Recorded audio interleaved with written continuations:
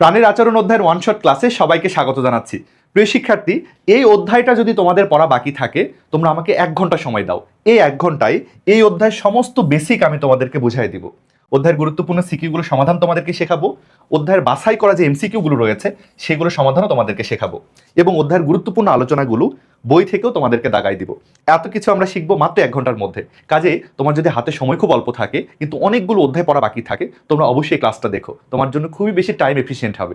শুধু তাই নয়, বায়োলজির প্রত্যেকটা অধ্যায়ের এভাবে আমরা ওয়ান শট ক্লাস আপলোড করছি। তুমি যদি ইউটিউব থেকে দেখে থাকো, তুমি যেটা করবে আমাদের চ্যানেলটা সাবস্ক্রাইব করবে এবং একটু কমেন্টে লিখবে যে নেক্সটে তোমার কোন ক্লাসটা প্রয়োজন। তুমি যেটা লিখবে সেই ক্লাসটাই আমরা দ্রুত আপলোড করার চেষ্টা করব। ফেসবুক পেজ থেকে দেখে থাকলে সেখানেও আমাদের পেজটাকে ফলো করবে এবং একটু কমেন্ট করে দিবে যে তোমার কোন ক্লাসটা প্রয়োজন। কমেন্ট করলে আমরা সেই ক্লাসটা দেওয়ার চেষ্টা করব। তাহলে চলো আলোচনা শুরু করা যাক। তার আগে একটা জিনিস বলি, আমরা কিন্তু এই স্লাইড থেকেও পড়বো, আবার এই দাগানো বই থেকেও পড়বো।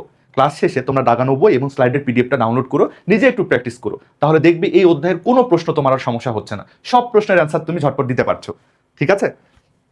আচরণের প্রকৃতি নিয়ে এবার আমরা আলোচনা করব। আচরণ ব্যাপারটা কি সেটা আমরা বোঝার চেষ্টা করব। আচরণের প্রকারভেদগুলো আমরা একটু জানার চেষ্টা করব। অধ্যায়ের নামই তো প্রাণীর আচরণ, আমাদের আচরণ ব্যাপারটা কি সেটা জানতে হবে। তার আগে আমাদের জানতে হবে উদ্দীপনা ব্যাপারটা কি। উদ্দীপনার সঙ্গে আচরণের একটা ভালো সম্পর্ক আছে, বুঝছো? আমাদের আগে জানতে হবে উদ্দীপনা ব্যাপারটা কি। উদ্দীপনা এই বিষয়টাকে ইংরেজিতে বলা হয় স্টিমুলাস। উদ্দীপনাকে বলা হয় স্টিমুলাস। উদ্দীপনা কোনগুলো জানো? তোমরা জানো উদ্দীপনা কি? ওই যে আমরা তাপ বুঝতে পারি, আমরা চাপ বুঝতে পারি, আমরা আলো বুঝতে পারি, আমরা গন্ধও বুঝতে পারি, আমাদের ক্ষুধা বোধ হয়, তাই না? ক্ষুধা হয়, এগুলো সবই কিন্তু এক একটা উদ্দীপনা। উদ্দীপনার আরেকটা ধর্ম হচ্ছে আমাদের দেহ কিন্তু উদ্দীপনাগুলোকে শনাক্ত করতে পারে।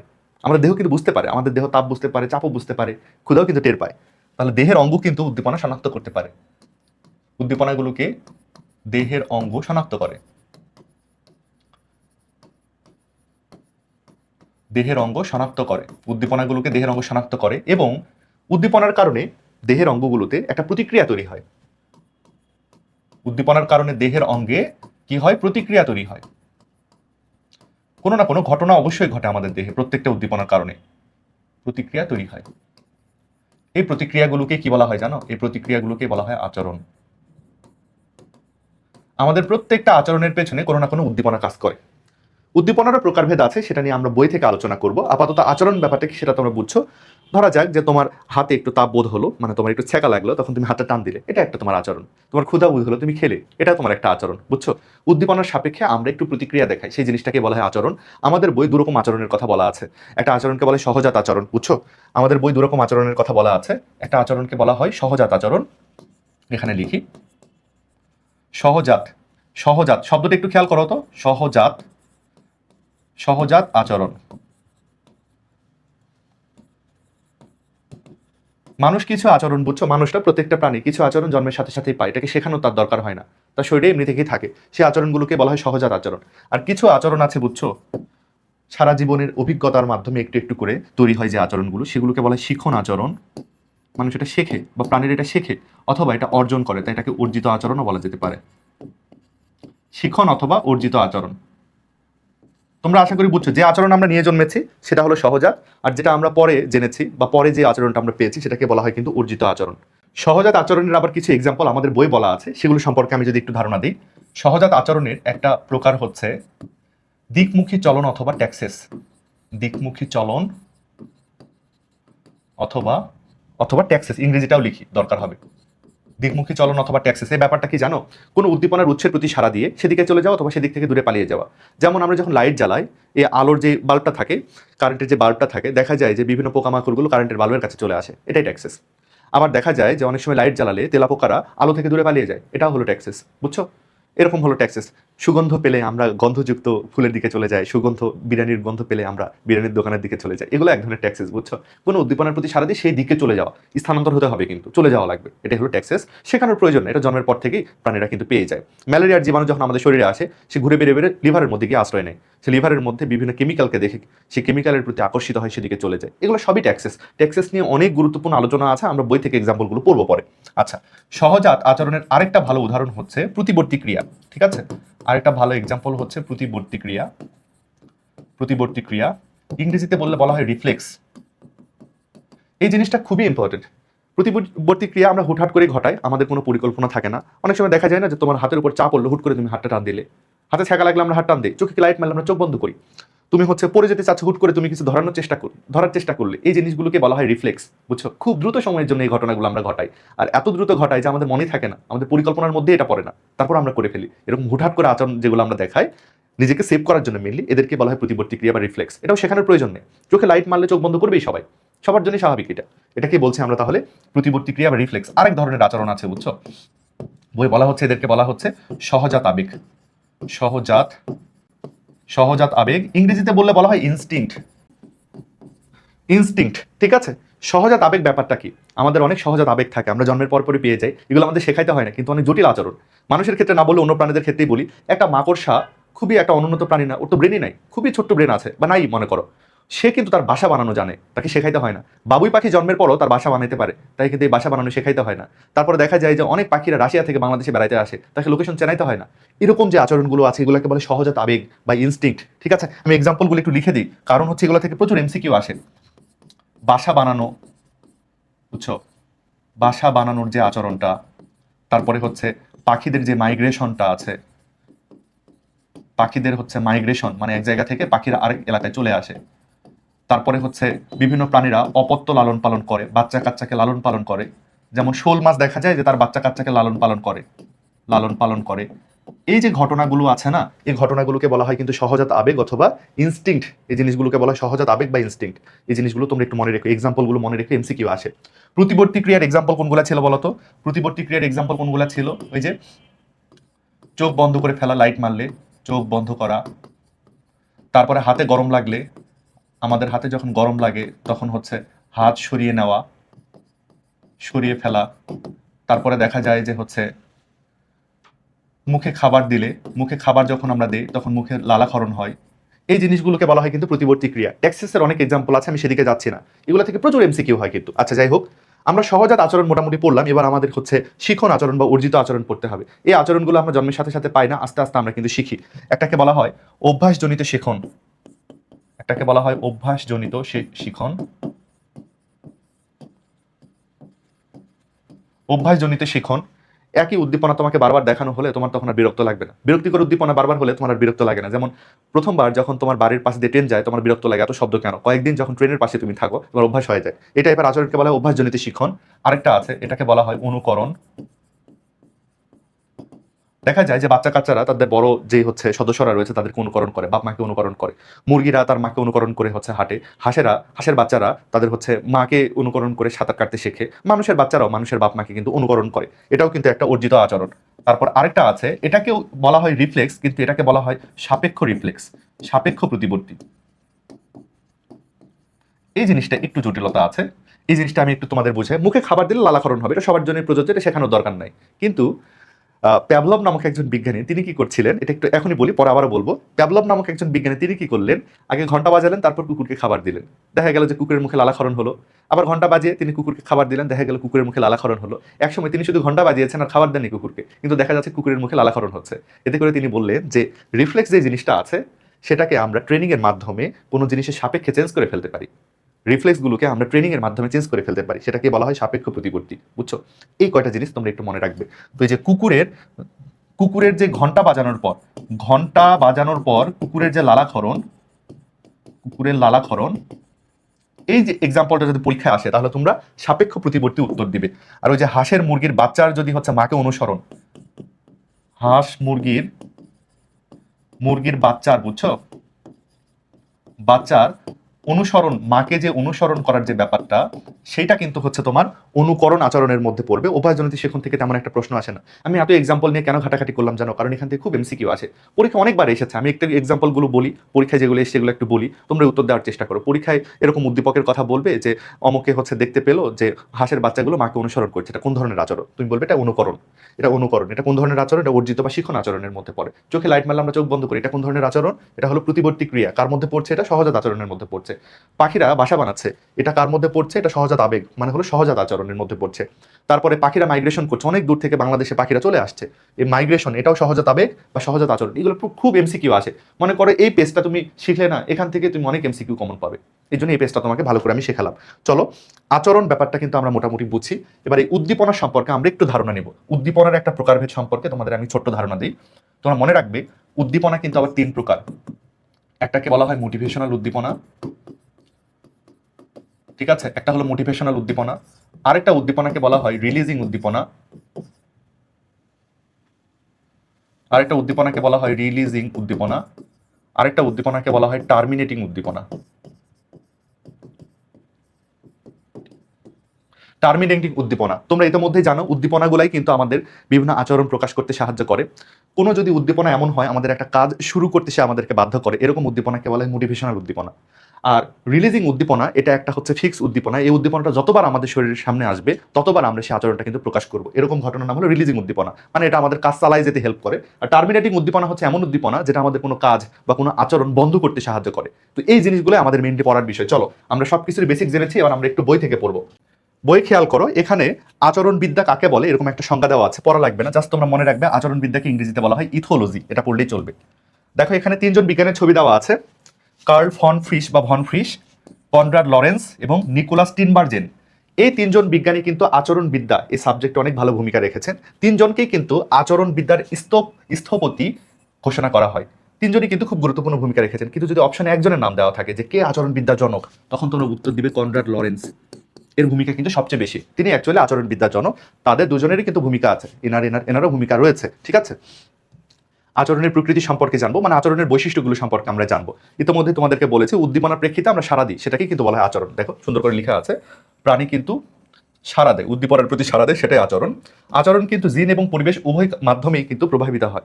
এই ব্যাপারটার মানে হচ্ছে আমরা খারাপ পরিবেশে থাকলে যে আমরা খারাপ হয়ে যাব তা নয়, আমাদের শরীরে যদি খারাপ জিন থাকে, আমাদের বাপ মা যদি খারাপ হয়, তখনই কিন্তু আমরা খারাপ পরিবেশে খারাপ হব। আমরা ভালো পরিবেশে থাকলে যে ভালো হয়ে যাওয়া ব্যাপারটা কিন্তু তা নয়, ভালো পরিবেশ থেকে অনেকে খারাপ হয়। কেন? কারণ বাপ মায়ের খারাপ জিন সে পেয়েছে, তাই। মানে আমাদের প্রত্যেকটা আচরণে পরিবেশেরও যেমন ভূমিকা আছে, বাপ মায়ের জিনেরও ভূমিকা আছে, এই কথাটা তোমরা একটু মনে রাখবে। আর এগুলা তেমন কিছু লাগবে না। এখানে দেখো সার্কাদিয়ান রিদম বা হচ্ছে দৈনিক ছন্দময়তা বলে একটা ব্যাপার আছে, এবং হচ্ছে বায়োলজিক্যাল ক্লক বা জৈবিক ঘড়ি বলে একটা ব্যাপার আছে। এটা সম্পর্কে আমি একটু ধারণা দিই, কখন আসে। আমরা কিন্তু আমাদের দেহের মধ্যে এক ধরনের ঘড়ি ধারণ করি, যে ঘড়িটা কিন্তু সময় মাপতে পারে। এই ঘড়ির দরকার নেই আমাদের, আমাদের দেহ বুঝতে পারে যে কখন সকাল হবে, কখন রাত হবে, কখন আমার খেতে হবে, কখন ঘুমাতে হবে। আমাদের দেহ যেই স্বয়ংক্রিয় ঘড়ির মাধ্যমে পরিচালিত, সেটাকে বলা হয় জৈবিক ঘড়ি। বুঝতে পারছো? আমাদের দৈনিক কাজকামের একটা কিন্তু ছন্দ রয়েছে, ঘুম, তারপরে হচ্ছে জাগরণ, তারপর খাদ্য গ্রহণ, এই ছন্দটাকেই বলা হয় কিন্তু দৈনিক ছন্দময়তা। হয়ে গেল। উদ্দীপনা কি, এটা একটু সংজ্ঞাটা তোমরা পড়বে। উদ্দীপনা কি তোমাদেরকে বলেছি যে যে সকল হচ্ছে ঘটনা আমাদেরকে কোনো প্রতিক্রিয়া দেখাতে বাধ্য করে তারাই তো উদ্দীপনা, তাই না? আমি তো আগে সংজ্ঞা তোমাকে লিখেছি। উদ্দীপনা আবার 2 প্রকার, এটা একটু পড়ে রাখতে পারো। এক ধরনের রয়েছে হলো বহি উদ্দীপনা, এই যে যেমন হচ্ছে আমরা বিভিন্ন ভাইব্রেশন শুনছি, তারপরে যে আমরা শব্দ শুনছি মোবাইল ফোনের, এগুলো হলো বহি উদ্দীপনা। তারপর এক ধরনের বহি উদ্দীপনা, আলো বহি উদ্দীপনা। কিন্তু কিছু উদ্দীপনা রয়েছে, সেই উদ্দীপনাগুলো আমাদের দেহের ভেতরে কাজ করে, যেমন আমাদের ক্ষুধা, এই যে দেখো মানুষের ক্ষুধা পিপাসা, এগুলো হচ্ছে মানুষের অভ্যন্তরীণ উদ্দীপনা। মানুষের ক্ষেত্রে খুবই গুরুত্বপূর্ণ উদ্দীপনা হচ্ছে দর্শন, শ্রবণ, স্বাদ, গন্ধ, স্পর্শ। এই 5 ধরনের উদ্দীপনা কিন্তু মানুষের শরীরের জন্য খুবই গুরুত্বপূর্ণ, এগুলো সম্পর্কে একটু মনে রাখতে হবে। দেখো উৎপত্তি ও কাজের ভিত্তিতে উদ্দীপনা আবার 3 প্রকার। উৎপত্তি ও কাজের ভিত্তিতে উদ্দীপনা আবার 3 প্রকার। এই 3টা প্রকার সম্পর্কে আমি একটু আগে তোমাদের ধারণা দিলাম। মোটিভেশনাল উদ্দীপনা, এরা কোনো কাজ শুরু করতে আমাদেরকে সাহায্য করে, ঠিক আছে। এরা আমাদের কোনো কাজ শুরু করতে সাহায্য করে, ওরকম এক্সাম্পলই দেওয়া নাই।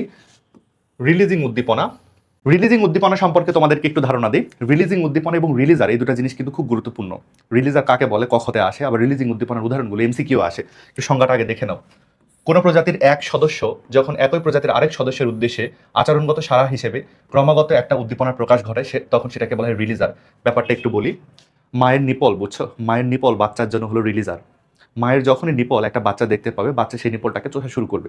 বাচ্চাকে এটা কিন্তু শেখানোর প্রয়োজন নেই, যখনই নিপল দেখবে সে নিপলটা চষা শুরু করবে। এই নিপলটা হচ্ছে বাচ্চার জন্য হলো রিলিজার, এবং সে যখন চুষতে শুরু করে নিপল, দুধ খাওয়ার চেষ্টা করে, এই জিনিসটাকে বলে রিলিজিং উদ্দীপনা। আরও এক্সাম্পল আছে, এই যে নিকোলাস টিনবার্জেন নামক একজন বিজ্ঞানী আছেন, তিনি কিন্তু অন্যরকম একটা এক্সাম্পল, মানে এটাই এক্সাম্পলটাই প্রথম তিনি আবিষ্কার করেছিলেন। তিনি হেরিঙ্গাল নামক একটা পাখির ক্ষেত্রে দেখেছিলেন যে ওই পাখিদের ঠোঁটের মধ্যে একটা লাল বিন্দু আছে, এই লাল বিন্দুটা তার বাচ্চাদের, ওই পাখিদের বাচ্চাদের জন্য হলো রিলিজার হিসেবে কাজ করে। ওই লাল দাগটা যখনই বাচ্চারা দেখতে পায়, বাচ্চারা এসে মায়ের ঠোঁটের ওই লাল দাগে ঠোকর মারে, তখন হেরিঙ্গাল যে মা পাখিটা, সে বাচ্চার মুখের মধ্যে একটু খাবার উঠায় দেয়।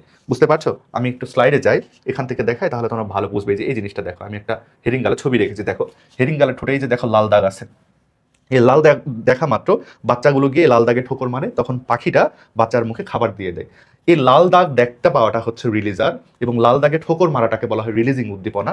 আর মা বাচ্চার মুখে খাবার দিয়ে দেয়, খাবারটা রিলিজ করে দেয়, এখান থেকে আসলে রিলিজার শব্দটা এসেছিল, বুঝছো? যাই হোক, এই যে লাল ফোঁটায় ঠোকর দেওয়ার কাহিনী, হেরিংডালের বাচ্চার মায়ের ঠোঁটে লাল দাগে ঠোকর দেওয়ার কাহিনী, এটা হলো রিলিজিং উদ্দীপনা। এটা কিন্তু সবসময় চলতেই থাকে। বাচ্চার জন্য ওই লাল দাগ খুব ইম্পর্টেন্ট। লাল দাগ দেখলে সেখানে যে ঠোকর মারবে মায়ের ঠোঁটে, তখন মা বাচ্চার মুখে খাবার দিয়ে দিবে। এই হচ্ছে ঘটনা। টার্মিনেটিং উদ্দীপনা, এটা এমন একটা উদ্দীপনা, কোনো কাজ শেষ হওয়ার জন্য এই উদ্দীপনাটা কাজ করে। যেমন আমাদের যখন মনে হয় আমাদের পেট ভরে গেছে, তখন আমরা খাওয়া বন্ধ করে দিই। এই যে দেখো, ভরপেট না হওয়া পর্যন্ত খাবার খাওয়া। পাখিরা যখন মনে করে যে বাসা নির্মাণ হয়ে গেছে, তখন পাখিরা বাসা নির্মাণ বন্ধ করে দেয়। এটাকে বলা হয় কিন্তু টার্মিনেটিং উদ্দীপনা। এগুলো কিন্তু খুব ইম্পর্টেন্ট। তারপরে দেখো, আচরণ ও বংশগতি সম্পর্কে ইতিমধ্যে এটা সম্পর্কে আমি বলেছি। ডিটেলস একটু যদি বলি, আমাদের প্রত্যেকটা আচরণেই কিন্তু আমাদের পরিবেশেরও কিছুটা প্রভাব রয়েছে, এবং আমাদের বাপ মায়ের জিনেরও কিছু প্রভাব রয়েছে। অনেক সময় আমরা খারাপ রেজাল্ট করলে আমাদের বাপ মায়েরা বলে যে খারাপ পাল্লায় পড়ে খারাপ রেজাল্ট করছে। আবার ভালো রেজাল্ট করলে বাপ মায়েরা আমাদেরকে গর্ব করে বলে যে না, আমার সন্তান ভালো রেজাল্ট করেছে। তাহলে আসলে কৃতিত্বটা কার? বাপ মায়ের নাকি হচ্ছে খারাপ বা ভালো পরিবেশের? দুটারই, বুঝছো? ভালো পরিবেশে থাকলে সবাই ভালো রেজাল্ট করতে পারবে না, ভালো পরিবেশে থাকলে সব ভালো মানুষ হয়ে উঠবে না। খারাপ জিন তার মধ্যে থাকতে পারে। আবার সব খারাপ জিনই যে হচ্ছে খারাপ মানুষ হয়ে যাবে, খারাপ বাপ মায়ের সন্তান যে খারাপ হয়ে যাবে তা নয়। জিন থাকলেও যে সে খারাপ হয়ে যাবে তা নয়, পরিবেশের কারণে কেউ ভালো হয়ে যেতে পারে। তার মানে আমাদের আচরণে, আমি একটু সংক্ষেপে লিখে দিচ্ছি, এখান থেকে প্রশ্ন আসার সম্ভাবনা কম। আমাদের আচরণে দুটা জিনিসের ভূমিকা আছে। আমাদের আচরণে আমাদের যেমন পরিবেশেরও ভূমিকা রয়েছে, ঠিক তেমনি আমাদের বাপ মায়ের যে জিন, তারও ভূমিকা আছে। অর্থাৎ আমাদের আচরণ, পরিবেশ এবং জিনের মিথস্ক্রিয়ার কারণে, মিথস্ক্রিয়ার মাধ্যমে আমাদের শরীরের মধ্যে প্রকাশ পায়। খারাপ জিন থাকলে আমরা খারাপ হবো এমন না, খারাপ পরিবেশে থাকলে আমরা খারাপ হবো এমন না। দুটারই মিথস্ক্রিয়া। এগুলো নিয়ে বিস্তারিত কথাবার্তা বলা আছে, আমি এগুলোতে যাবো না। তোমাদের এক লাইনে আমি বলে দিচ্ছি, ওটাই তোমরা বানায় টানে বড় করে লিখো। এবার চলো সহজাত আচরণ। তোমাদের কি বলেছিলাম আমি? আচরণ দুই প্রকার, সহজাত আর হলো অর্জিত বা শিখন। যে আচরণ আমরা নিয়ে জন্মাই সেটার নামই হলো সহজাত আচরণ, ঠিক আছে? যে আচরণ আমরা নিয়ে জন্মাই সেটার নামই সহজাত আচরণ। বৈশিষ্ট্য দেওয়া আছে। এই সহজাত আচরণগুলো আমাদের জিন নিয়ন্ত্রিত, আমাদের ডিএনএর মধ্যেই সেভ করা থাকে, তাই না? প্রত্যেক একই প্রজাতির সকল সদস্যের জন্য এটা কিন্তু সুনির্দিষ্ট। এই আচরণ শিখনের মাধ্যমে কিন্তু পরিচালিত হয় না। এই আচরণ বংশানুক্রমে একইভাবে চলতে থাকে। যেমন মাকড়সার জাল বুনন, খুব ইম্পর্টেন্ট এগুলা। পাখিদের বাসা নির্মাণ করা, তারপরে বাচ্চারা জন্মের পর পরে মায়ের দুধ পালন করে, তারপরে হচ্ছে আমরা সঙ্গী নির্বাচনের যে ব্যাপারটা দেখায়, তারপরে ডিমে, পাখিদের যে ডিমে তা দেওয়ার ঘটনাটা, এগুলো সবই কিন্তু হচ্ছে সহজাত আচরণের মধ্যে পড়ে। সহজাত আচরণের তিনটা এক্সাম্পল তোমরা পাবে, একটা ট্যাক্সিস, একটা প্রতিবর্তী ক্রিয়া, আর একটা স্বভাবজাত আচরণ বা ইনস্টিংক্ট। আমি আগেই তোমাদের বলেছি, এবার ট্যাক্সিস নিয়ে একটা বিস্তারিত পড়াশোনা আমরা করব, খুব ভালো করে আমরা মুখস্থ করবো। এখান থেকে খুব এমসিকিউ পরীক্ষায় আসবে, প্রচন্ড গুরুত্বপূর্ণ আলোচনা, ঠিক আছে? ট্যাক্সিসের একটু এক্সাম্পলগুলো দেখো, তার আগে একটু সংজ্ঞাটা দেখো। ট্যাক্সিস কাকে বলে? ট্যাক্সিস হচ্ছে, দেখো, উদ্দীপনার প্রভাবে দেহের বিভিন্ন অঙ্গ সক্রিয় হয় এবং সঞ্চালনের মাধ্যমে আমরা আমাদের অবস্থান পরিবর্তন করি। অর্থাৎ আমরা এক জায়গা থেকে আরেক জায়গায় চলে যাই, একটা উদ্দীপনার প্রতি সাড়া দিয়ে আমরা সেই উদ্দীপনার দিকে চলে যাই অথবা উদ্দীপনা থেকে দূরে চলে যাই। এই জিনিসটাকে বলা হয় কিন্তু ট্যাক্সিস। এটাকে বলা হয় দিকমুখী আচরণ, দিকমুখী চলন আচরণ, বুঝছো? ট্যাক্সিসের কিছু বৈশিষ্ট্য আছে। এটা হচ্ছে তোমার শিক্ষালব্ধ আচরণ নয়, বাহ্যিক উদ্দীপনা দ্বারা নিয়ন্ত্রিত থাকে এটা। এই যে দেখো, উৎসের সাথে প্রাণীদের একটা অবস্থানগত পরিবর্তন ঘটে এখানে। চলনে সংবেদী অঙ্গ খুবই গুরুত্বপূর্ণ ভূমিকা পালন করে। বৈশিষ্ট্যগুলো একটু পড়তে হবে, বুঝছো? পজিটিভ অথবা নেগেটিভ হতে পারে। চলন প্রক্রিয়া খুবই দ্রুত হয়। আচ্ছা, ট্যাক্সিসের প্রকারভেদ, নানানভাবে প্রকারভেদ রয়েছে। একটা হলো পজিটিভ ট্যাক্সিস আর একটা হলো নেগেটিভ ট্যাক্সিস। যদি উদ্দীপনার প্রতি তুমি চলে যাও, সেটা হলো পজিটিভ ট্যাক্সিস। যেমন আমরা লাইট জ্বালালে ঘাস ফড়িংরা লাইটের দিকে চলে আসে, এটা পজিটিভ ট্যাক্সিস। লাইট জ্বালালে আবার তেলাপোকারা লাইট থেকে দূরে পালিয়ে যায়, এটা হলো নেগেটিভ ট্যাক্সিস, বুঝছো? দুটাই কিন্তু দু ধরনের ট্যাক্সিস হয়, প্রত্যেকটা ট্যাক্সিস দু ধরনের হয়। এখন দেখো, উদ্দীপনার উৎস কেমন তার উপর ভিত্তি করে ট্যাক্সিস রয়েছে। ফটো ট্যাক্সিস আছে। ফটোট্যাক্সিস মানে হচ্ছে আলোর প্রতি সাড়া দিয়ে সেদিকে যাওয়া অথবা সেদিক থেকে দূরে চলে যাওয়া।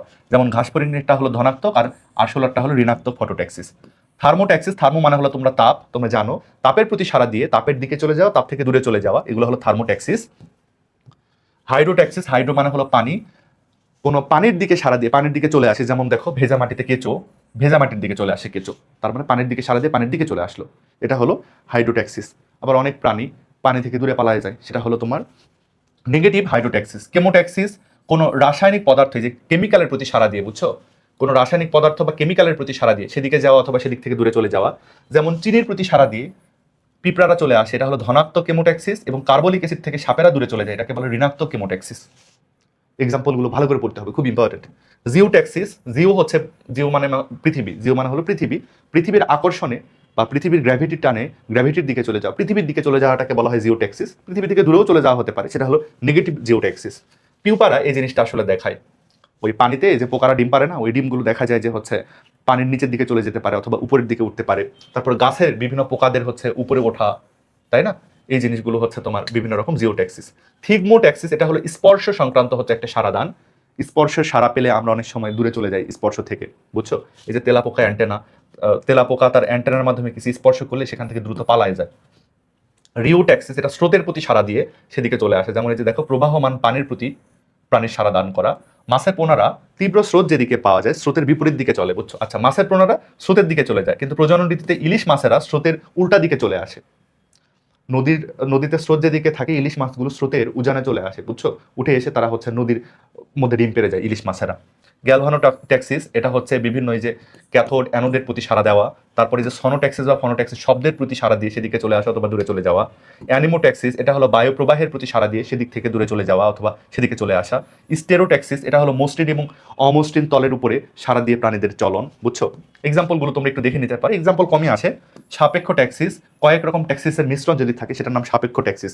এই আলোচনাটা যদি তোমার এখান থেকে কঠিন মনে হয় তুমি যে এখান থেকেও পড়তে পারো, দেখো এখান থেকে অনেক সহজে লেখা আছে, প্রত্যেকটা শব্দের অর্থগুলো তোমাদেরকে এখানে হচ্ছে এক্সপ্লেন করা আছে।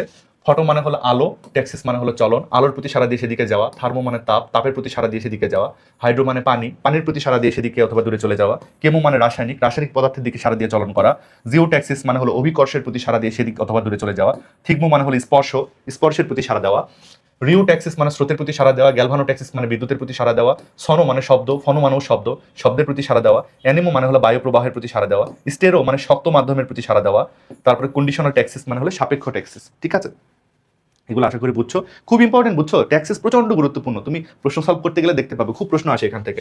ক্লাইনোট্যাক্সিস কেমন, তারপর মেনোট্যাক্সিস কেমন, নেমোট্যাক্সিস কেমন, টেলোট্যাক্সিস কেমন, এগুলো বই থেকে পড়তে গেলে তোমার কঠিন লাগবে, আমি তোমাদেরকে অন্য জায়গায় একটু এক্সাম্পল সহকারে বুঝাই দিই। এখান থেকে একটু তোমাদেরকে বুঝাই দিই, খুব ইম্পর্টেন্ট, তোমরা একটু খেয়াল করো। আমি যদি তোমাদেরকে একটু এখান থেকে একটু বুঝাই দিই, খুব ইম্পর্টেন্ট কিন্তু একটু কনফিউজিং। ক্লাইনোট্যাক্সিস ব্যাপারটা আসলে কি? ক্লাইনো শব্দের মানে ঘূর্ণন, ট্যাক্সিস মানে তো চলন। আসলে এই প্রাণীদের কোনো জোড়া সংবেদী অঙ্গ নাই, মানে জোড়া চোখ নাই, তাহলে দেখতে পাবে না। সে মাথাটাকে এমনি ঘুরাই ঘুরাই বোঝার চেষ্টা করবে সামনে কোনো বস্তু আছে কিনা। মাথাটাকে ঘুরাই ঘুরাই সেদিকে একটু চলে যায়, ঘূর্ণনের মাধ্যমে এরা চলন করে, এই জন্য এটাকে বলা হয় ক্লাইনোট্যাক্সিস। এদের শরীরের কোনো জোড়া সংবেদী অঙ্গ নাই। তারপরে দেখো মেনোট্যাক্সিস। মেনোট্যাক্সিস, মেনো মানে হলো সোজা। সূর্যকে তারা ফিক্স করে রাখে যে ঠিক আছে এখানে সূর্য আছে, সূর্যকে আমি এখানে ফিক্স রেখে আমি এই বরাবর চলে যাব, সোজা চলে যাব, সূর্য যেন ওখানেই থাকে, সূর্যকে একটা কৌণিক দূরত্বতে রেখে তারা সোজা চলে যায়। এই জিনিসটাকে বলা হচ্ছে কিন্তু মেনোট্যাক্সিস। দেখো, কৌণিক দূরত্ব রেখে সোজা চলে যাওয়া, সূর্যকে একটা কোণে রেখে দিয়ে সে একটা সোজা দিকে চলে যায়। বিভিন্ন পোকারা এভাবে চলে, মৌমাছির এভাবে চলে। নেমোট্যাক্সিস, এই জিনিসটা খুব ইম্পর্টেন্ট। নেমো শব্দের মানে মনে রাখা। পোকামাকড়রা, তারপরে পাখিরা, যেমন হাঁসের কথাই বলি, হাঁসেরা দেখবে যে পুকুরে নামার সময় তারা পুকুরের উপরের কোনো চিহ্ন দেখে চিহ্নটাকে মনে রাখে পুকুরে নামে, এবং বিকেলবেলা ওঠার সময় চিহ্নটা দেখে তারা উঠে আসে। তুমি যদি ওই চিহ্নটা সরিয়ে ফেলো তখন দেখা যাবে হাঁস কিন্তু পুকুর থেকে উঠতে পারে না। এটা কিন্তু হয় গ্রামে অনেক সময়। হাঁসেরা মনে করো একটা হচ্ছে গাছের ডাল দেখে পানিতে নেমেছে, কিন্তু ওঠার সময় দেখা গেল যে ওই গাছটা তুমি সরিয়ে ফেলছো ওখান থেকে, তখন তারা কিন্তু আর পুকুর থেকে উঠতে পারে না। এই টাইপের ট্যাক্সিসকে কিন্তু বলা হয় নেমোট্যাক্সিস। তারপর আছে কি টেলোট্যাক্সিস। টেলোট্যাক্সিস এই জিনিসটা দেখো, দুইটা উদ্দীপনা থাকবে, একটা উদ্দীপনা হচ্ছে শক্তিশালী আর একটা উদ্দীপনা হলো দুর্বল। দুইটা উদ্দীপনার মধ্যে শক্তিশালী উদ্দীপনাটার দিকে প্রাণী চলে যাবে, এরকম হচ্ছে শক্তিশালী উদ্দীপনার দিকে চলে যাওয়াটাকে বলে টেলোট্যাক্সিস। তারপরে দেখো ট্রপোট্যাক্সিস। এই ক্ষেত্রে দেখা যাবে যে দুইটা সংবেদী অঙ্গ থাকবে, উদ্দীপনা দুটা না, দেহের মধ্যে দু ধরনের সংবেদী অঙ্গ থাকবে। দুই ধরনের সংবেদী অঙ্গ দিয়ে তারা উদ্দীপনাটাকে যাচাই করবে যে আসলে কি সঠিক উদ্দীপনা এটা, যাচাই করে সেদিকে চলে যাবে। এটার নাম হলো ট্রপোট্যাক্সিস, বুঝছো? এই জিনিসগুলো তোমাদের কিন্তু এখান থেকে পড়তে হবে, খুবই ইম্পর্টেন্ট, এটা খুবই ইম্পর্টেন্ট। ওকে, আমি যদি এখান থেকে একটু লিখে দিই, ক্লাইনোট্যাক্সিসের উদাহরণ হচ্ছে বিভিন্ন পাখিরা, বুঝছো? এই যে ব্লোফ্লাই, পাখিরা না সরি, পোকারা, যে ব্লোফ্লাই বাটারফ্লাইয়ের যে লার্ভা, তারা এভাবে চলনটা দেখায়। মেনোট্যাক্সিসের এক্সাম্পল হচ্ছে সূর্যের প্রতি সারা দিয়ে পিঁপড়ার চলন, মৌমাছির চলন হবে। নেমোট্যাক্সিস হচ্ছে এই যে পাখিরা বাড়িতে ফেরার সময়, পাখিরা বাড়িতে ফেরার সময় এই চিহ্ন দেখে দেখে ফিরে, এটা এক্সাম্পল পরীক্ষায় আসে। টেলোট্যাক্সিসের মধ্যে দেখা যায় যে দুইটা উদ্দীপনা থাকে, দুইটা উদ্দীপনার মধ্যে তীব্র উদ্দীপনার দিকে প্রাণীরা চলে যায়। দেখো মৌমাছি, দুইটা উদ্দীপনা, একদিকে থাকে সূর্য আরেকদিকে থাকে ফুল, দুইটা উদ্দীপনার মধ্যে যাচাই করে।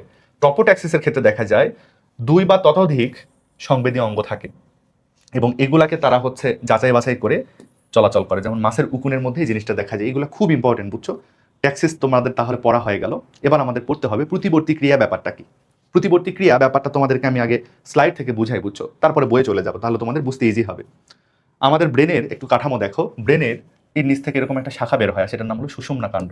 এই জিনিসটাকে সুষুম্না কাণ্ড বলা হয়। আর ব্রেনের উপরের দিকের অংশে এই জায়গাতে আরেকটা পার্ট রয়েছে যাকে বলা হয় হাইপোথ্যালামাস। চিনে রাখো, কাজে লাগবে। এখন দেখো, আমরা অনেক সময় এরকম কিছু ঘটনা ঘটে আমাদের শরীরে, আমাদের একটু ছ্যাঁকা লাগলে আমরা হুট করে হাতটা টান দিয়ে দিই, আমাদের যদি হাতের উপর চাপ পড়ে আমরা হুট করে হাত টান দিই না। তো এই জিনিসগুলো কিন্তু আমরা পরিকল্পনা করে করি না, আমরা খুব দ্রুত করে ফেলি এই কাজগুলো। এগুলাকেই বলা হয় কিন্তু রিফ্লেক্স বা প্রতিবর্তী ক্রিয়া। এই জিনিসগুলোকে বলা হয় কিন্তু রিফ্লেক্স বা প্রতিবর্তী ক্রিয়া,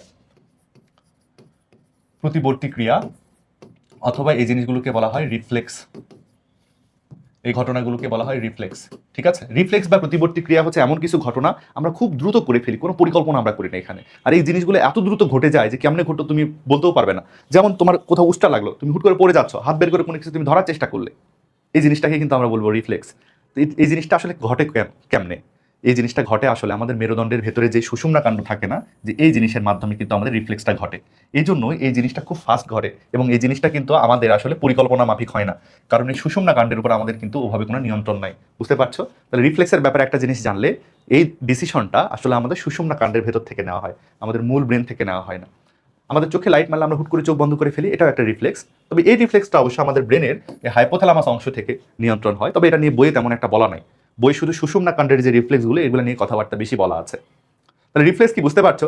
রিফ্লেক্স একটা প্রতিবর্তী ক্রিয়া, এমন একটা প্রতিবর্তী ক্রিয়া যে তুমি খুব দ্রুত করে ফেলো, এমন একটা প্রতিবর্তী ক্রিয়া যেটা তোমাকে সেভ করার জন্য তুমি করে ফেলো, এমন একটা প্রতিবর্তী ক্রিয়া যে প্রতিবর্তী ক্রিয়াটা তোমার এই যে সুষুম্না কাণ্ড বা স্পাইনাল কর্ডের ভেতর থেকে কন্ট্রোল হয়। আমি একটা এক্সাম্পল এখান থেকে বলি। মনে করো তোমার হাতের এই জায়গাতে ছ্যাঁকা লাগলো, এখন দেখো এই অনুভূতিটা খুব দ্রুত এদিক দিয়ে এদিক দিয়ে এদিক দিয়ে এদিক দিয়ে তোমার এই যে ব্রেনের ভেতরে যে মেরুদণ্ডের ভেতরে যে সুষুম্না কাণ্ড আছে সেখানে চলে যাবে। সুষুম্না কাণ্ড বলবে এক্ষুনি তুমি হাতটা সরায় নাও, তখন এই তথ্যটা এদিক দিয়ে তোমার এই মাসলে আসবে, তখন তুমি মাসলটা সংকুচিত করে হাতটা সরাই নেবে। এটাই হলো রিফ্লেক্স। বুঝতে পারছো? রিফ্লেক্স তাহলে পুরোটাই আমাদের এই যে সুষুম্না কাণ্ডের ভেতর থেকে কন্ট্রোল হয়, তথ্য ব্রেনে যাওয়ারই প্রয়োজন হয় না। এই জন্য খুব দ্রুত তুমি ডিসিশন নিতে পারো, এবং এই ডিসিশনটা যেহেতু ব্রেন থেকে নেওয়া হলো না, তোমার কন্ট্রোলও থাকে না, তোমার স্মৃতিও থাকে না। রিফ্লেক্স এত দ্রুত করে ফেলো তুমি মনেও রাখতে পারো না কখন কি করলে। এই তো রিফ্লেক্স নিয়ে মোটামুটি আমরা সবকিছু বুঝতে পেরেছি। দেখো, কোনো উদ্দীপকের প্রভাবে মস্তিষ্কের নির্দেশ ছাড়াই স্বতঃস্ফূর্তভাবে আমরা যে অনৈচ্ছিক প্রতিবর্তী দেখাই সেটাকে বলা হয় রিফ্লেক্স বা প্রতিবর্তী ক্রিয়া। এটা আমাদের সুষুম্না কাণ্ড বা স্পাইনাল কর্ড দ্বারা নিয়ন্ত্রিত হয়। ওকে, রিফ্লেক্সের বৈশিষ্ট্য আছে, খুব ইম্পর্টেন্ট কিন্তু বৈশিষ্ট্যগুলো। এই ক্রিয়াগুলো হচ্ছে সরল প্রকৃতির, মানে কোনো জটিলতা নাই, এত প্ল্যান প্রোগ্রাম কিছু নেই, হুট করে তুমি করে ফেলবে, খুব সরল। দ্বিতীয়ত, এটা অনৈচ্ছিক এবং স্বয়ংক্রিয়। এটা তোমার হচ্ছে একলা একলাই শরীরের মধ্যে ঘটবে, এটা তোমার পরিকল্পনা করা লাগবে না। এটা সহজাত, মানে তুমি জন্মের সাথে সাথেই পেয়েছো, জন্মগত।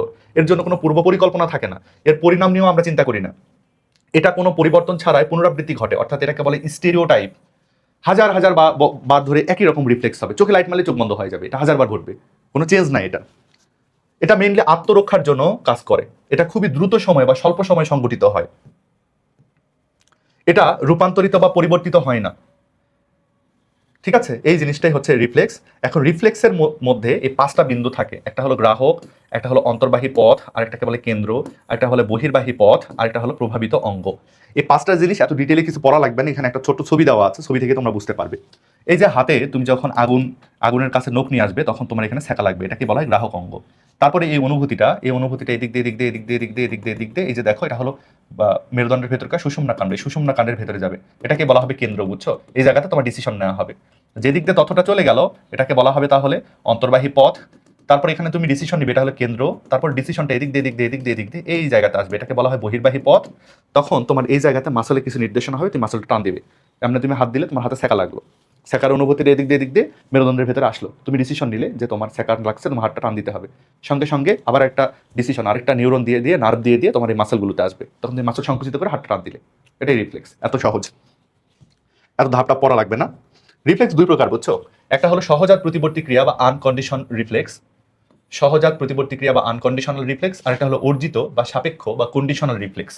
রিফ্লেক্স বেশিরভাগ ক্ষেত্রে এরকম হয়, তুমি কোনো চেঞ্জ করতে পারবে না, কোনোভাবে চেঞ্জ হবে না, ওরকমই থাকবে। এই রিফ্লেক্সগুলোকে বলে সহজাত প্রতিবর্তী ক্রিয়া বা আনকন্ডিশনাল, কোনো চেঞ্জ নাই। চোখে লাইট মারলে চোখ তোমার বন্ধ হবেই, হাতে ছ্যাঁকা লাগলে তুমি হাত টান দিবেই, এগুলোই হলো সহজাত রিফ্লেক্স। কিন্তু প্যাভলভ নামক একজন বিজ্ঞানী বলেছেন, ট্রেনিং এর মাধ্যমে কিছু রিফ্লেক্সকে পরিবর্তন করা যায়। যেই রিফ্লেক্সগুলোকে তুমি ট্রেনিং এর মাধ্যমে পরিবর্তন করতে পারবে সেটাকে বলা হবে অর্জিত বা সাপেক্ষ রিফ্লেক্স। বুঝছো? ওই যে মুখে খাবার দিলে লালাকরণ হবে, এটাকে বলা হয় সহজাত রিফ্লেক্স। কিন্তু কুকুরকে বারবার ঘন্টা বাজায় খাবার দেওয়ার ফলে দেখা গেল যে ঘন্টা বাজালে কুকুরের মুখে লালাকরণ হচ্ছে, খাবার দেওয়াই লাগছে না, এই লালাকরণটাকে বলা হবে অর্জিত বা সাপেক্ষ বা হচ্ছে তোমার কন্ডিশনাল রিফ্লেক্স। ঠিক আছে, সহজাত রিফ্লেক্সের কয়েকটা আবার এক্সাম্পল আছে। সুপারফিশিয়াল হতে পারে, একদম উপরে উপরে কাজ করবে, যেমন ওই যে আমাদের পায়ের তলায় সুড়সুড়ি দিলে।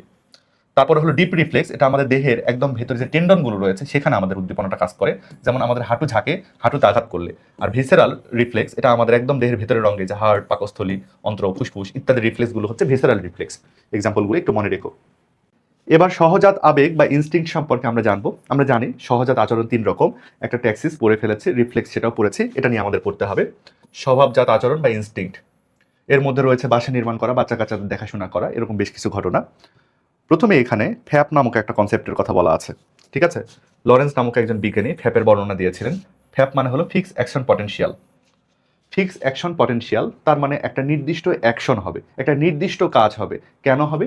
রিলিজারের কারণে। একটা রিলিজারের কারণে একটা প্রাণী সবসময় একটা নির্দিষ্ট আচরণ প্রদর্শন করবে। এই জিনিসটাকেই বলা হয় ফিক্স অ্যাকশন পটেনশিয়াল বা ফ্যাপ।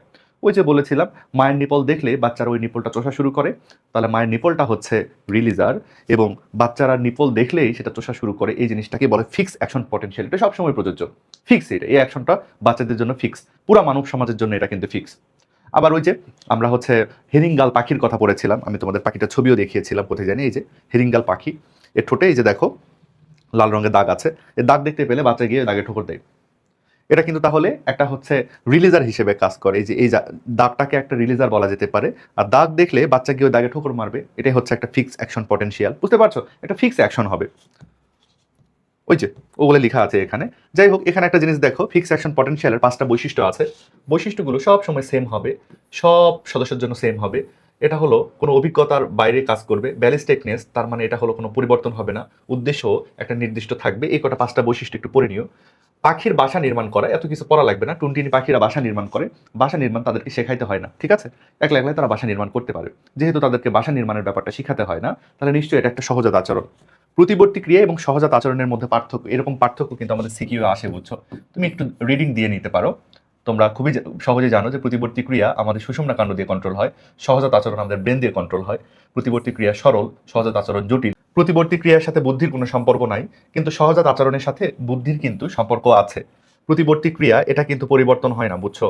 কিন্তু সহজাত আচরণ এটা কিন্তু অভিজ্ঞতার মাধ্যমে একটু একটু করে পরিবর্তন করা যায়। এটা আত্মরক্ষার জন্য কাজ করে, আমরা আগেও জেনেছি। এটা হচ্ছে আমাদের আত্মরক্ষা, বংশধর রক্ষা। এগুলো একটু তোমরা রিডিং দিয়ে নিও, এটা খুব ইম্পর্টেন্ট, বুঝছো? পরীক্ষায় প্রশ্ন আসে। আরেকটা সহজাত আচরণ নিয়ে আমরা পড়বো। এই আচরণটার নাম হচ্ছে শীতকালে পাখিদের মাইগ্রেশন বা পরিযান। শীতকালে পাখিদের মাইগ্রেশন বা পরিযান। মাইগ্রেশন বা পরিযান ব্যাপারটা কি তোমরা জানো? প্রাণীরা খাদ্য বাসস্থানের খোঁজে এক অঞ্চল থেকে অন্য অঞ্চলে চলে যায়, এই জিনিসটাকে বলা হয় মাইগ্রেশন বা পরিযান।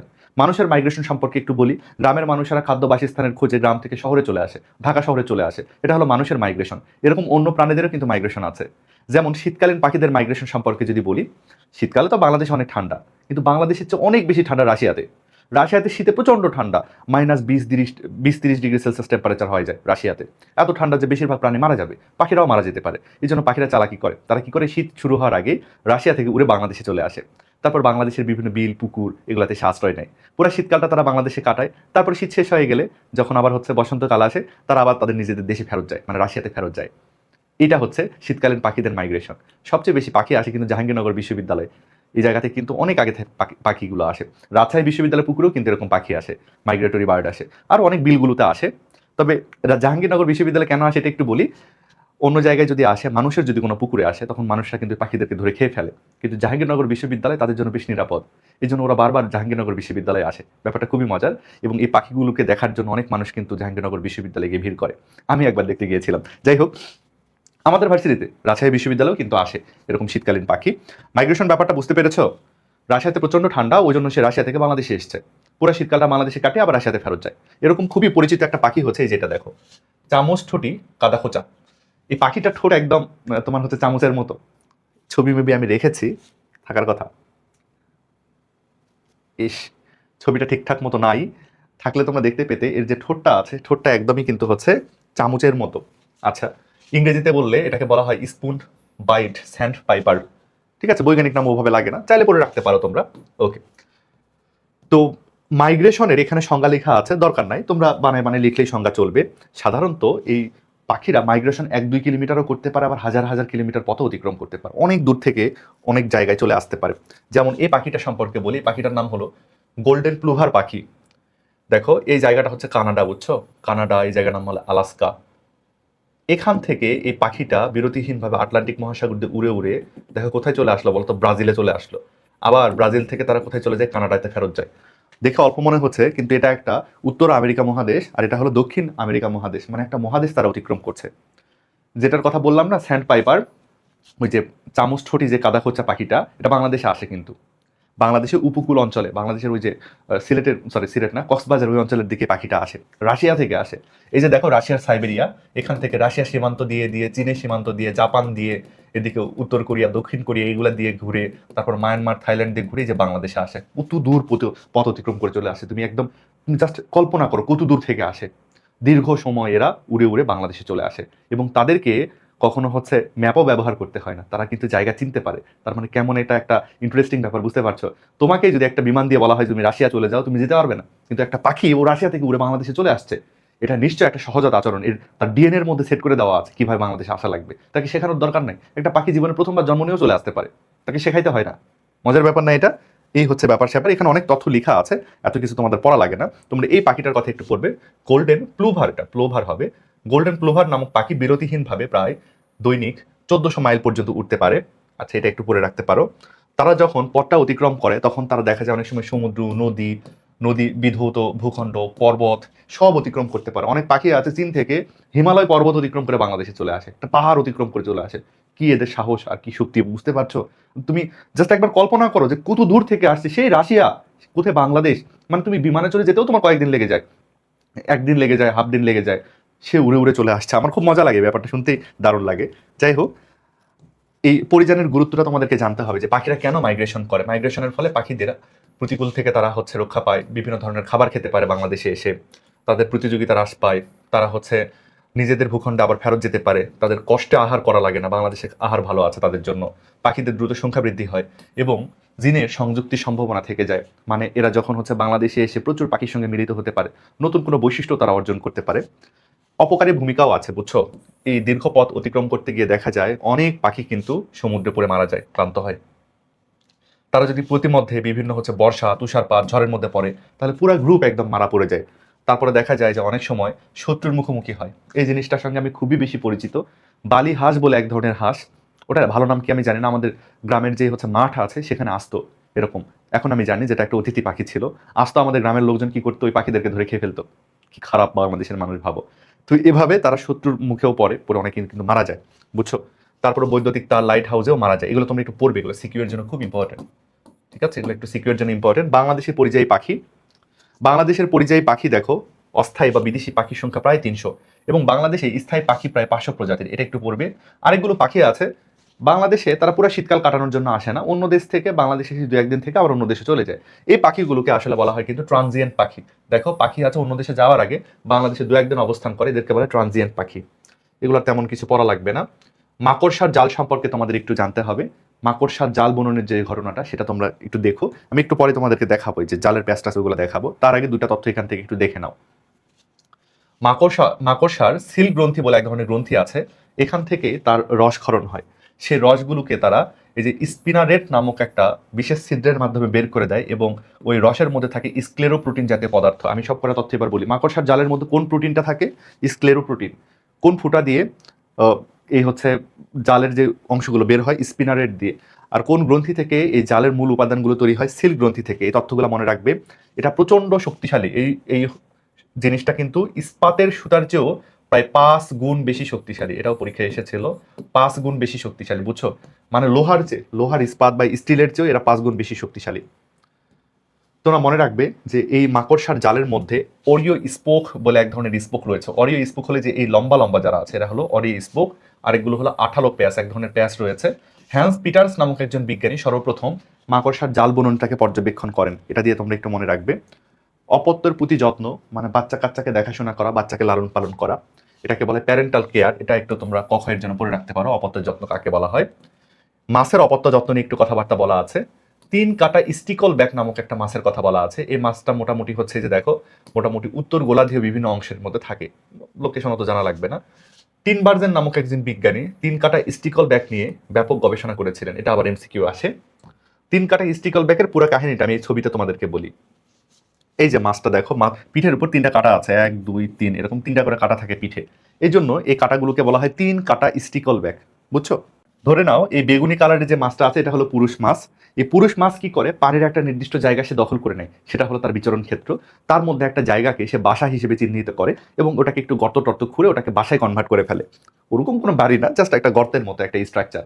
এবং তারপরে সে কি করে, জিগজ্যাগ ডান্স বলে একটা ডান্স শুরু করে স্ত্রী মাছের দৃষ্টি আকর্ষণ করার জন্য, স্ত্রী মাছকে পটানোর জন্য। কত কিনা করে পুরুষ সদস্যরা, তাই না? স্ত্রী মাছকে পটানোর জন্য একটা জিগজ্যাগ নামের একটা ডান্স করে। এটা কি লেখা আছে কোথাও? আমি লিখে দিচ্ছি এখানে, হ্যাঁ। এরকম করে এ মনে করে একটা নাচ নাচবে, যে নাচটাকে বলা হয় জিগ জ্যাক ডান্স। জিগ জ্যাক ডান্স, ঠিক আছে? জিগ জ্যাক ডান্স করবে সে। জিগ জ্যাক ডান্স করে স্ত্রী মাছকে আকৃষ্ট করবে। তারপরে তাকে ডেকে নিয়ে এসে বাসার মধ্যে নিয়ে আসবে। স্ত্রী মাছটা, যে দেখো গোলাপি মাছটা ডিম পারলো, ডিম পাড়া হলে পুরুষ মাছটা তাকে ঘর থেকে তাড়ায় দেয়, বলে বেরিয়ে যাও, তোমার ডিম পাড়া শেষ, তুমি বেরিয়ে যাও। তারপরে সে কি করে, আরও একটা স্ত্রী মাছকে এভাবে ডেকে নিয়ে আসে। কি পরিমাণ বাটপার ভাবো! তাকেও এখানে নিয়ে এসে ডিম পাড়ায় নেয়, তারপর তাকেও তাড়ায় দেয়। এরকম 3-4 জনকে ডিম পাড়ায় নেওয়ার পর ওই ডিমের উপরে শুক্রাণু ঢেলে দেয়। শুক্রাণু আর ডিম্বাণু মিলিত হয়, নিষিক্ত ভ্রূণ তৈরি হয়, মানে হচ্ছে মাছের যে নিষিক্ত ডিম সেটা তৈরি হয়।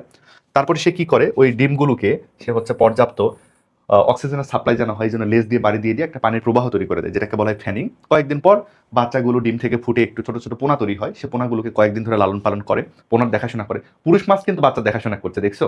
স্ত্রী মাছকে কিন্তু বাড়ি থেকে তাড়িয়ে দেওয়া হয়েছে।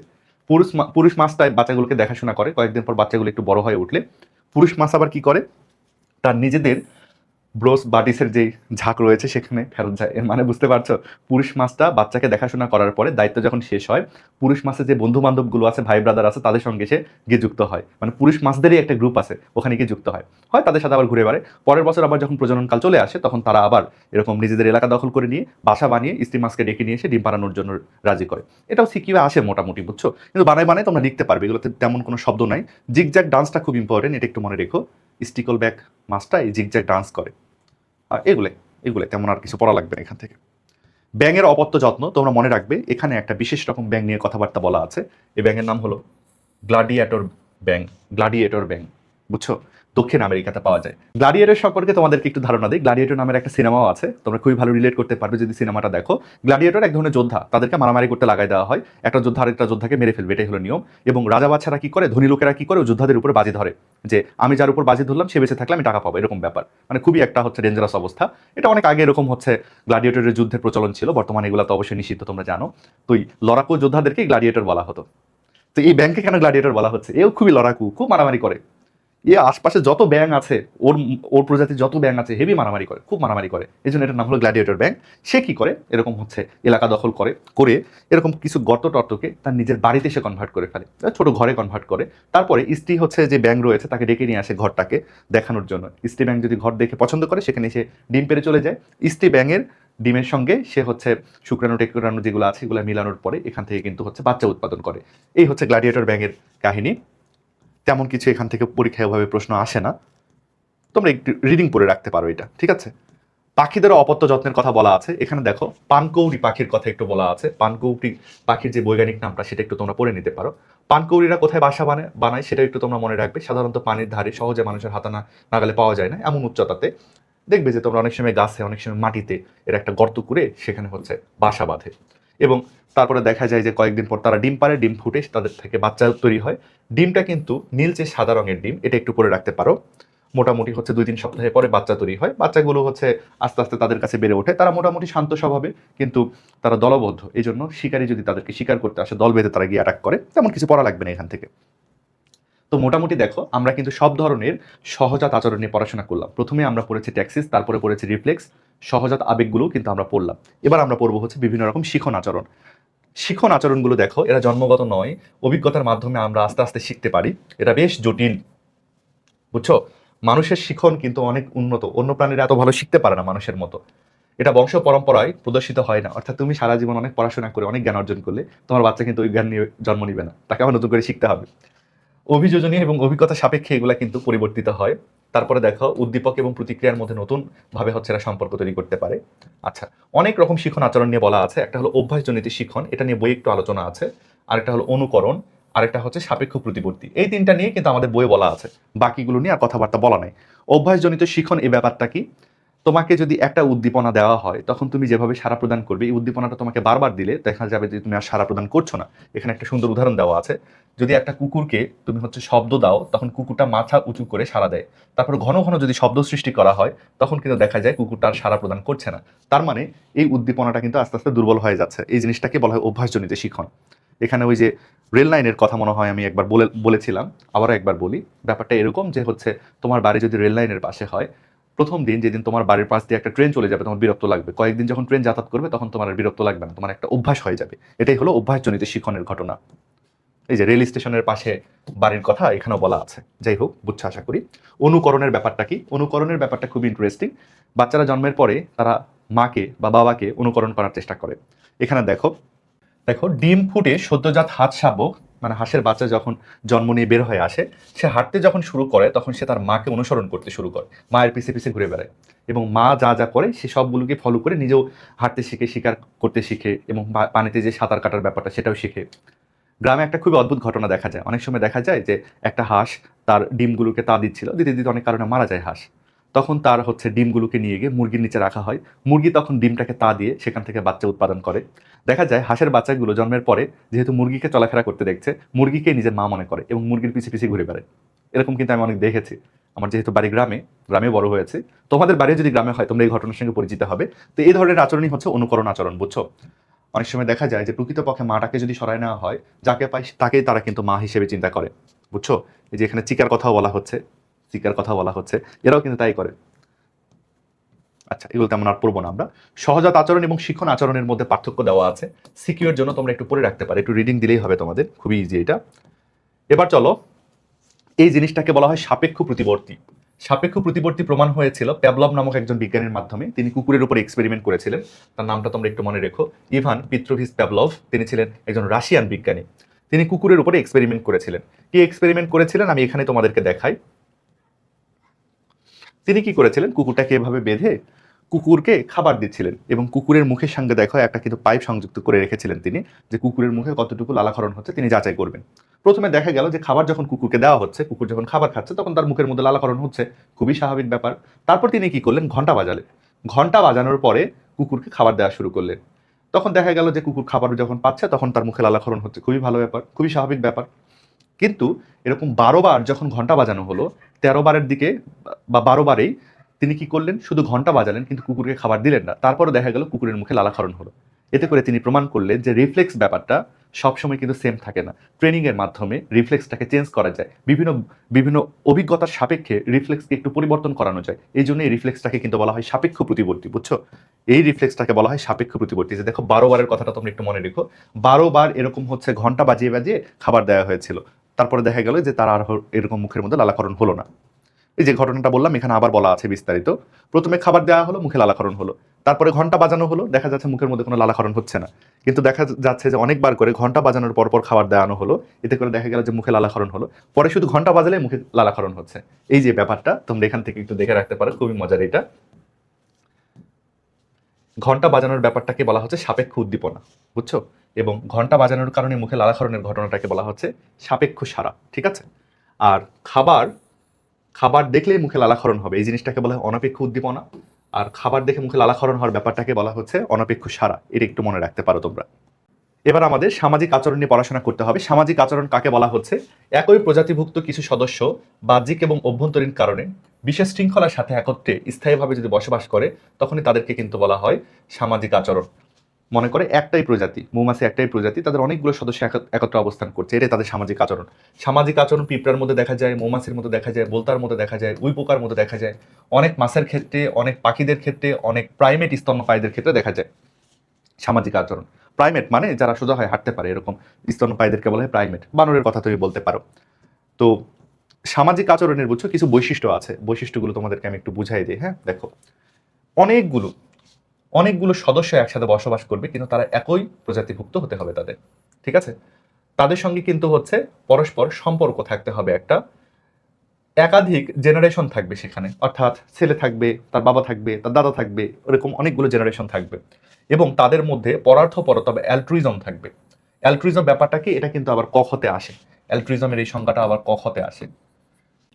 অ্যালট্রুইজম কাকে বলে সবাই একটু খেয়াল করো। নিজের সুখ স্বাচ্ছন্দ্যকে বিসর্জন দিয়ে নিজের প্রজাতির অন্য কোনো সদস্যের উপকারের চেষ্টা করাটাকেই বলা হয় অ্যালট্রুইজম বা পরার্থপরতা।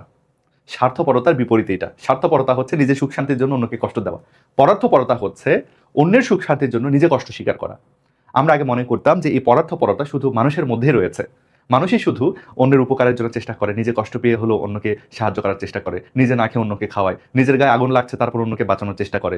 এটা শুধু মানুষের মধ্যে দেখা যায়, এরকম মনে করতাম আমরা, এই জন্য এটাকে নাম দিয়েছিলাম মানবিকতা। কিন্তু তোমরা দেখো, মানবিকতা শুধু মানুষের মধ্যে আছে এমন না, অন্য প্রাণীদের মধ্যেও কিন্তু আছে। তার মানে আমরা এরকম চিন্তা করতাম ভালো স্বভাব হচ্ছে মানবিকতা আর খারাপ স্বভাব হলো পশুত্ব। আসলে তা নয়, পশুরাও কিন্তু মানবিকতা দেখাচ্ছে, পশু তো খারাপ কিছু না। দেখছো, মৌমাছিদের ক্ষেত্রে খুবই সুন্দর কিন্তু কিছু পরার্থপরতা দেখা যায়, অন্য প্রাণীদের ক্ষেত্রেও পরার্থপরতা দেখা যায়, একদম নিঃস্বার্থভাবে কাজ করে। অনেক সময় বানর কি করে জানো, বানর গাছের উপর থেকে দেখে যে কোথায় বাঘ আছে, বাঘ যদি হরিণকে ধরার চেষ্টা করে তখন বানর চিল্লায় চিল্লায় শব্দ করে যাতে করে হরিণ পালায় যেতে পারে। পরার্থপরতা, তাই না? দারুণ ব্যাপার। তো সামাজিক আচরণে অবশ্যই কিন্তু হচ্ছে পরার্থপরতার ব্যাপারটা কিন্তু থাকবে। দেখো, একই প্রজাতির অন্য সদস্যের প্রতি প্রাণীর এরকম আচরণকে কিন্তু বলা হচ্ছে পরার্থপরতা। যাই হোক, এগুলো একটু তোমরা পড়ে নিও, হ্যাঁ, খুব ইম্পর্টেন্ট পরার্থপরতা। ফরাসি দার্শনিক আগাস্ট কোমতি না, এটার আসল উচ্চারণ হলো আগাস্ট কুথ। তিনি সর্বপ্রথম এই অ্যালট্রুইজম শব্দটাকে প্রণয়ন করেছেন, এটা একটু মনে রাখবো। সামাজিক পতঙ্গ যেমন মৌমাছি, এরা পরার্থপরতা দেখায়। বিশেষ করে যে কর্মী মৌমাছিরা, বুঝছো, এরা সবচেয়ে বেশি পরার্থপর হয়, এটা একটু বলি। কর্মী মৌমাছিরা বন্ধা, বুঝছো, তারা বাচ্চা উৎপাদন করতে পারে না, তারা জানে তাদের কোনো বংশধর থাকবে না, তারপরও তারা রানীর বাচ্চাদেরকে অনেক যত্ন করে লালন পালন করে, খাবার খাওয়ায়, তাদেরকে বড় করে। রানীর বাচ্চা কিন্তু তাদের বাচ্চা না, এবং তারা বাচ্চা উৎপাদনও করতে পারে না, কিন্তু রানীর বাচ্চাকে তারা খুব সুন্দর করে দেখাশোনা করে। এই যে দেখো, বেবুনরা প্রায় 6 বছর বাচ্চা কাচ্চাকে দেখাশোনা করে। ফুলিয়েজ মাকড়সা বলে একটা মাকড়সা আছে, এই মা মাকড়সা ডিম পারে, এই ডিম ফুটে যে বাচ্চাগুলো তৈরি হয়, এই বাচ্চাগুলো মাকে খেয়ে ফেলে, তারপরও নিজের জীবন বিসর্জন দিয়ে বাচ্চাকে কিন্তু তারা লালন পালন করছে। রক্তচোষা বাদুড়েরাও এরকম পরার্থপরতা দেখায়, তারা বেশি করে রক্ত খেয়ে এসে তাদের যেই সদস্যরা খাবার পায় না তাকে রক্ত উগলে আবার খাওয়াই দেয়।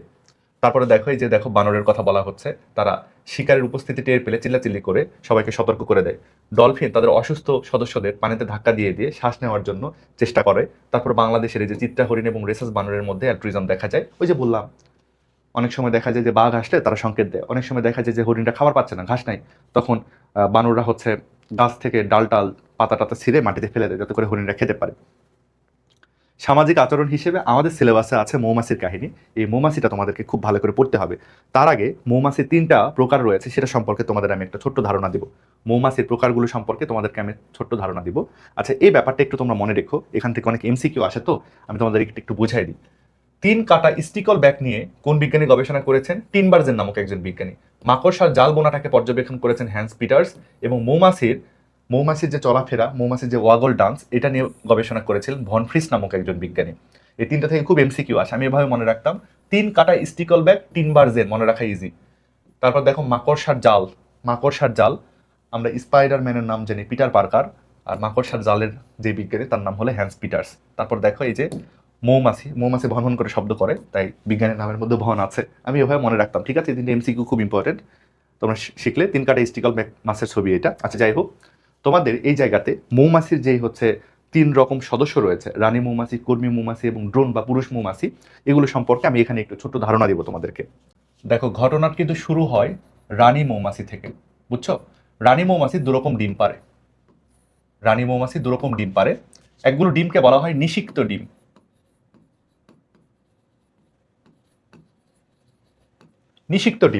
নিষিক্ত ডিমগুলো সবসময় হয় কিন্তু ডিপ্লয়েড ক্রোমোজোম বিশিষ্ট।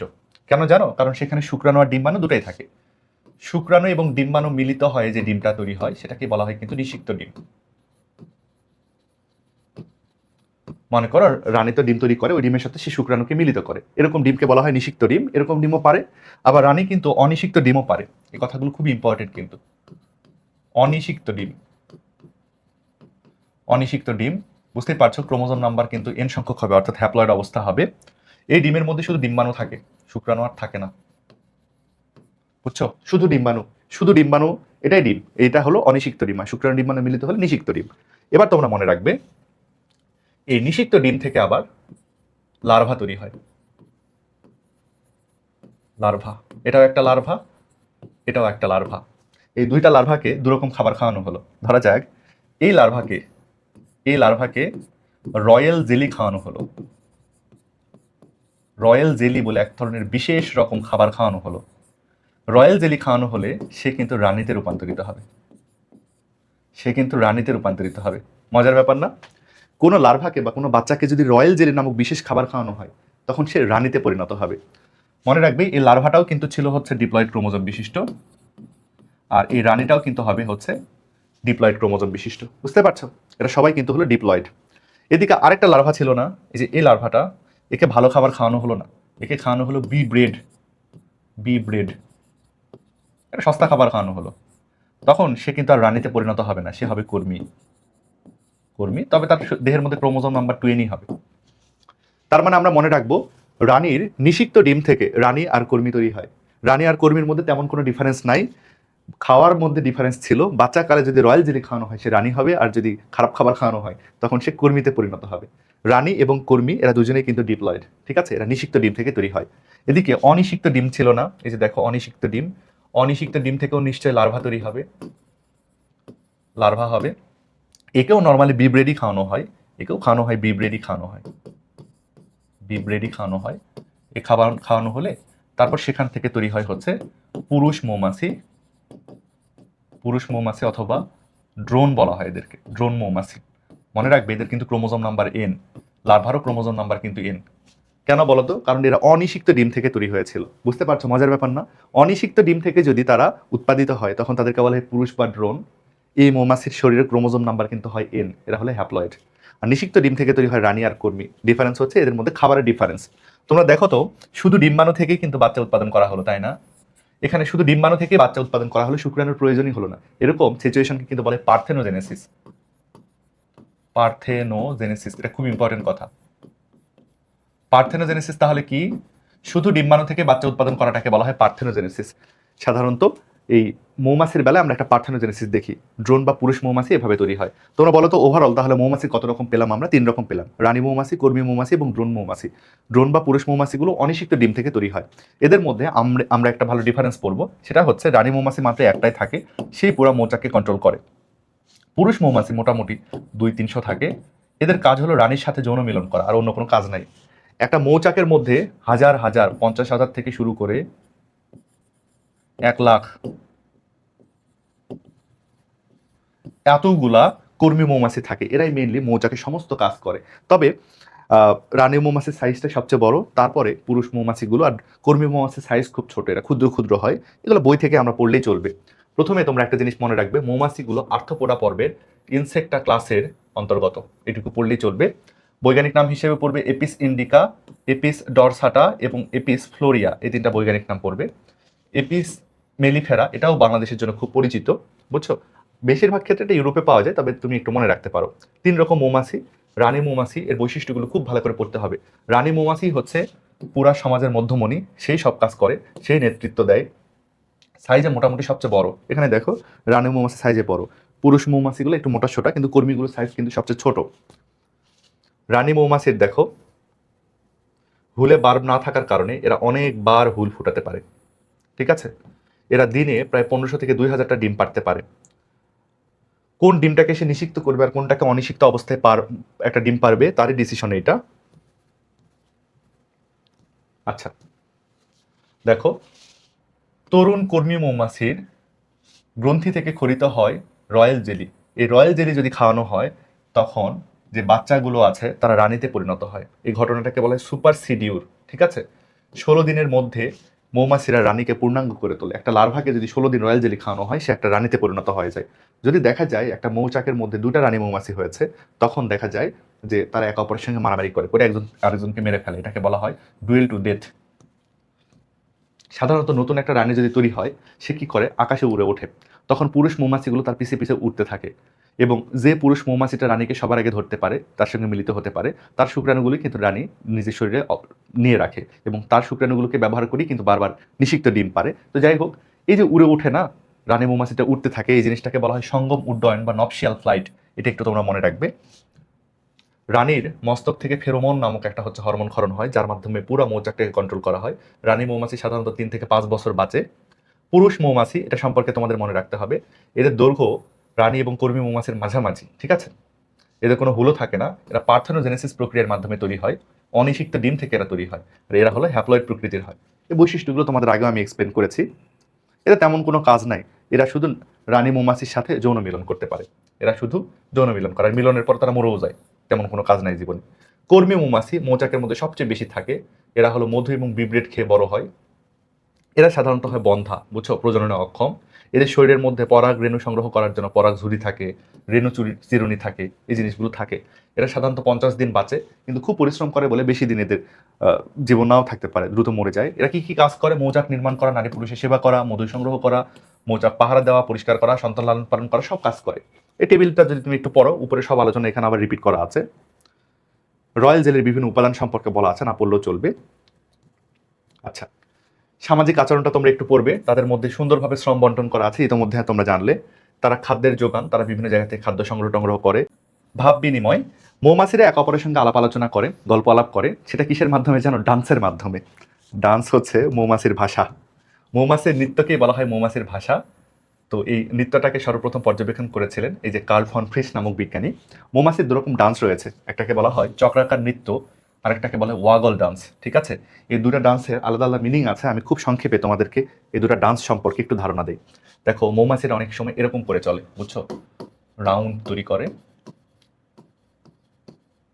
রাউন্ড ডান্স ব্যাপারটা কেমন দেখো, একটা মৌমাছি এদিক থেকে এসে এখানে একটা রাউন্ড তৈরি করে আবার এদিকে ফেরত যায়। এভাবে যদি মৌমাছি রাউন্ড তৈরি করে, বুঝছো, এটাকে বলা হয় রাউন্ড ডান্স। এটা দ্বারা আসলে বোঝানো হয় কাছেই খাদ্য আছে, কাছেই খাদ্য আছে, বুঝছো, কিন্তু কোথায় আছে এক্স্যাক্টলি সেটা আসলে বলা হয় না। আরেক রকম ডান্স আছে, বুঝছো, এটাকে বলা হয় ওয়াগল ডান্স। ওয়াগল ডান্স,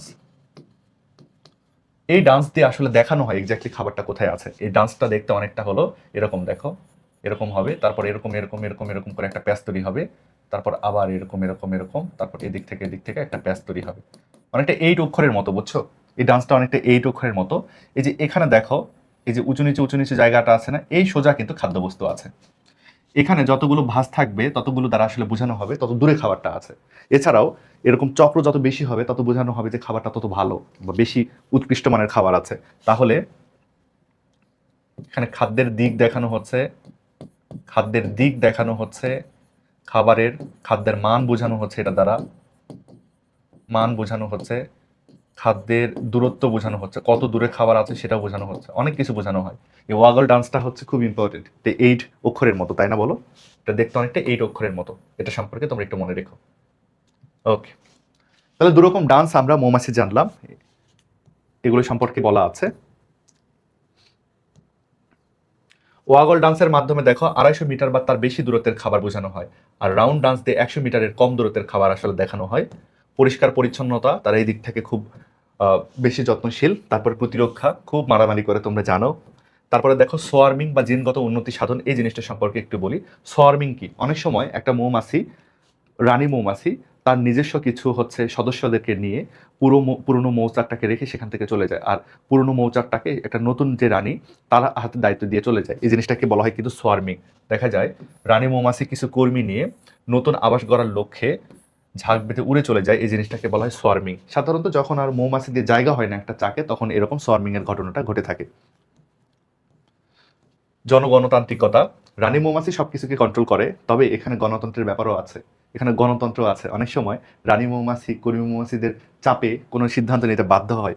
উত্তরাধিকার নির্বাচন আমরা জানি, ওই বাচ্চাদেরকে যদি রয়্যাল জেলি খাওয়ানো হয়, রাজস্বিক জেলি বা রয়্যাল জেলি যদি খাওয়ানো হয়, তারা কিন্তু রানী মৌমাছিতে রূপান্তরিত হয়। রানীর বিরুদ্ধে বিদ্রোহ হয়, অনেক সময় চুরি ডাকাতিও হয়। অনেক সময় হয় কি, যে একটা মৌচাকের মধ্যে যদি শৃঙ্খলা না থাকে, তখন আশপাশের মৌচাকগুলো সেটা টের পায়, এসে তারা এই বিশৃঙ্খল যে মৌচাক আছে সেখান থেকে মধু টধু যা আছে সব চুরি করে নিয়ে চলে যায়। এটা চুরি ডাকাতি। তো মানুষের মধ্যে যেমন আচরণ আমরা পাই না, সব রকম আচরণ কিন্তু আমরা মৌমাছির মধ্যেও পেলাম, বুঝছো। এদের মধ্যে সুন্দর কিন্তু আমরা সামাজিক আচরণ দেখতে পেলাম, তাই না বলো? যাই হোক, মৌমাছি নিয়ে আমাদের পড়া কিন্তু শেষ হয়ে গেল। এবার চলো তো আমরা একটু সিকিউগুলো সলভ করি। প্রশ্নটা লক্ষ্য করো, চট্টগ্রাম বোর্ড 2019 সালের একটা প্রশ্ন। উদ্দীপকে কি বলা হচ্ছে? শীতকালে জাহাঙ্গীরনগর বিশ্ববিদ্যালয়ে পরিযায়ী পাখি দেখতে গিয়ে নাফিস সেখানে গাছের ডালে কিছু মৌমাছিও দেখতে পেল, যারা বিশেষ ধরনের বাসায় বসবাস করে। উদ্দীপকে 2 রকম প্রাণী নিয়ে কথাবার্তা বলা হয়েছে, পরিযায়ী পাখি এবং মৌমাছি। আমাদের সিলেবাসে কিন্তু এই 2টা প্রাণী নিয়েই কথাবার্তা বলা আছে। পরিযায়ী পাখি নিয়েও কিন্তু বড় একটা আলোচনা আছে, তোমাদের বলেছি খুব ইম্পর্টেন্ট। আবার এই যে মৌমাছি নিয়েও কিন্তু বড় আলোচনা আছে, সেটাও কিন্তু ইম্পর্টেন্ট। গ প্রশ্নতে কি বলা হচ্ছে দেখো, উদ্দীপকে প্রথম উল্লিখিত প্রাণীরা খাদ্য এবং নিরাপত্তার জন্য দীর্ঘ পথ পাড়ি দেয় ব্যাখ্যা করো। আমরা জানি পরিযায়ী পাখিরা সেই রাশিয়া থেকে বাংলাদেশে আসে, চীন থেকে বাংলাদেশে আসে, অনেক দূর দূর থেকে কিন্তু বাংলাদেশে চলে আসে। কেন আসে বলো তো? এই যে খাদ্য এবং নিরাপত্তার জন্যই কিন্তু তারা বাংলাদেশে আসে, এবং তারা এটা আসার জন্য অনেক দীর্ঘ পথ, অনেক কষ্টকর পথ পাড়ি দেয়। এটা আমাদের ব্যাখ্যা করতে হবে, তেমন কিছু আমাদের লিখতে হবে না। পরিযায়ী পাখিরা কেন আসে, কিভাবে আসে, ওইগুলো একটু লিখতে হবে। আমি সময় বাঁচানোর জন্য অলরেডি লিখে রেখেছি কিছু তথ্য, এগুলো তোমরা একটু অ্যাড করে দিও, তাহলে দেখতে ভালো দেখাবে। আরও কিছু তুমি লিখতে পারো, এখানে আরও কিছু অবশ্যই লিখতে হবে। তোমাকে উত্তরটা এভাবে শুরু করতে হবে যে উদ্দীপকে প্রথম প্রাণীটির দ্বারা একটা পরিযায়ী পাখি বোঝানো হয়েছে। পরিযায়ী পাখিরা অনেক দূর থেকে বাংলাদেশে অতিথি পাখি হিসেবে চলে আসে, এবং তারা এই যাত্রাপথে অনেক পরিশ্রম করে, অনেক কষ্ট স্বীকার করে। প্রথমে একটু তোমরা পরিযানের সংজ্ঞাটা লিখতে পারো, যে প্রতিকূলতা মোকাবেলা করার জন্য প্রাণীরা এক অঞ্চল থেকে অন্য অঞ্চলে চলে যায়, এই জিনিসটাকে বলা হয় পরিযান বা মাইগ্রেশন। দু একটা পরিযানের তোমরা উদাহরণ দিতে পারো। দেখো, গোল্ডেন প্লুভার নামক একটা পাখি বিরতিহীনভাবে প্রায় 1400 মাইল, একটু লিখতে ভুল হয়েছে, প্রায় 1400 মাইল সাগরের উপর দিয়ে চলতে পারে। এক্সাম্পল যেটা তোমাদেরকে বলেছিলাম আমি ক্লাসে, তারা কিন্তু এই যে আলাস্কা নামক একটা আমেরিকার প্রদেশ থেকে, আলাস্কা থেকে ব্রাজিলে চলে যায়, বিশাল পথ অতিক্রম করে। আলাস্কা থেকে তারা ব্রাজিলে চলে যায়, অনেক বড় একটা তারা পথ অতিক্রম করে। তারপর বাংলাদেশের এই যে চামচঠুটি কাদাখোসা নামের যে পাখিটা, সেটা রাশিয়ার সাইবেরিয়া অঞ্চল থেকে তারা বাংলাদেশের উপকূলে চলে আসে, দীর্ঘ পথ তারা পাড়ি দেয়। এই পথ যখন তারা পাড়ি দেয়, এই পথ পাড়ি দেওয়ার সময় তারা বিভিন্ন পাহাড় অতিক্রম করে, অনেক সময় তারা সাগর অতিক্রম করে, অনেক সময় তারা মরুভূমি অতিক্রম করে, এগুলো সব অতিক্রম করে চলে আসে। অনেক সময় নদী পথ ধরে তারা চলে, বুঝতে পারছো? এভাবে তারা কিন্তু চলাচল করে। এটা নিয়ে আসলে কোনো জটিল আলোচনা নাই, তুমি একটু নিজের মতো করে বানায় টানায় যদি লিখে দাও তাহলেই হবে, তাই না? আমরা কিন্তু পড়েছি, বইয়ের মধ্যে কিন্তু দাগায় দাগায় আমরা এই টপিকটা পড়েছি। আচ্ছা, সেম উদ্দীপকের ঘ প্রশ্নটা দেখো। উদ্দীপকে উল্লিখিত দ্বিতীয় প্রাণীটি সামাজিক জীবন বিশ্লেষণ করো। উদ্দীপকে উল্লিখিত দ্বিতীয় প্রাণী হচ্ছে মৌমাছি। আমরা জানি মৌমাছি সামাজিক জীবন রয়েছে, তারা একটা বড় গ্রুপ গঠন করে বসবাস করে, সেটাই আমাদের এখন আলোচনা করতে হবে। আমি আগে থেকে একটু লিখে রেখেছি, সেটাই তোমাদেরকে বোঝানোর চেষ্টা করি, তোমরা একটু লক্ষ্য করো। দেখো, একটা মৌচাকের মধ্যে 3 রকম মৌমাছি থাকে। রানী মৌমাছি একটাই থাকে, কর্মী মৌমাছি অনেক থাকে, 50,000 থেকে 1 লাখ পর্যন্ত, এবং পুরুষ মৌমাছি 200 থেকে 300টা থাকে। এটাই হচ্ছে তাদের সমাজের বন্টন। এখন কিভাবে তার সামাজিক আচরণ প্রদর্শন করে, দেখো অনেকগুলো পয়েন্ট লেখা আছে, এখান থেকে যে কটা পয়েন্ট তুমি লিখতে পারো। তাদের মধ্যে শ্রম বন্টন করা আছে। রানী মৌমাছি সবাইকে কন্ট্রোল করে, কর্মী মৌমাছি সব কাজ করে, মৌচাকের দেখাশোনা, মৌচাক নির্মাণ করা, মধু সংগ্রহ করা, মধু প্রসেসিং করা। পুরুষ মৌমাছি জাস্ট বসে থেকে রানীর জন্য মিলিত হওয়ার জন্য অপেক্ষা করে। খাদ্যের যোগান, খাদ্য সংগ্রহ করে মেইনলি কর্মী মৌমাছি।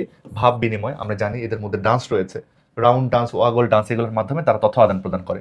পরিষ্কার পরিচ্ছন্নতা, প্রতিরক্ষার দিকটাও তারা দেখে। জনগণতান্ত্রিকতা, ওই যে তাদের মধ্যে গণতন্ত্র আছে, তারা রানীর বিরুদ্ধে বিদ্রোহ করতে পারে, উত্তরাধিকার তারা নির্বাচন করতে পারে, চুরি ডাকাতি করে, এগুলো সবই আমরা জেনেছি এর মধ্যে। এগুলাই তুমি যে কটা পয়েন্ট পারো একটু লিখে দিতে হবে তোমার, ওকে? আরেকটা আমরা সিকিউ দেখি, আরেকটা সিকিউ। এই প্রশ্নটা দেখো, সকল বোর্ড, সম্মিলিত বোর্ড 2018 সালের একটা প্রশ্ন।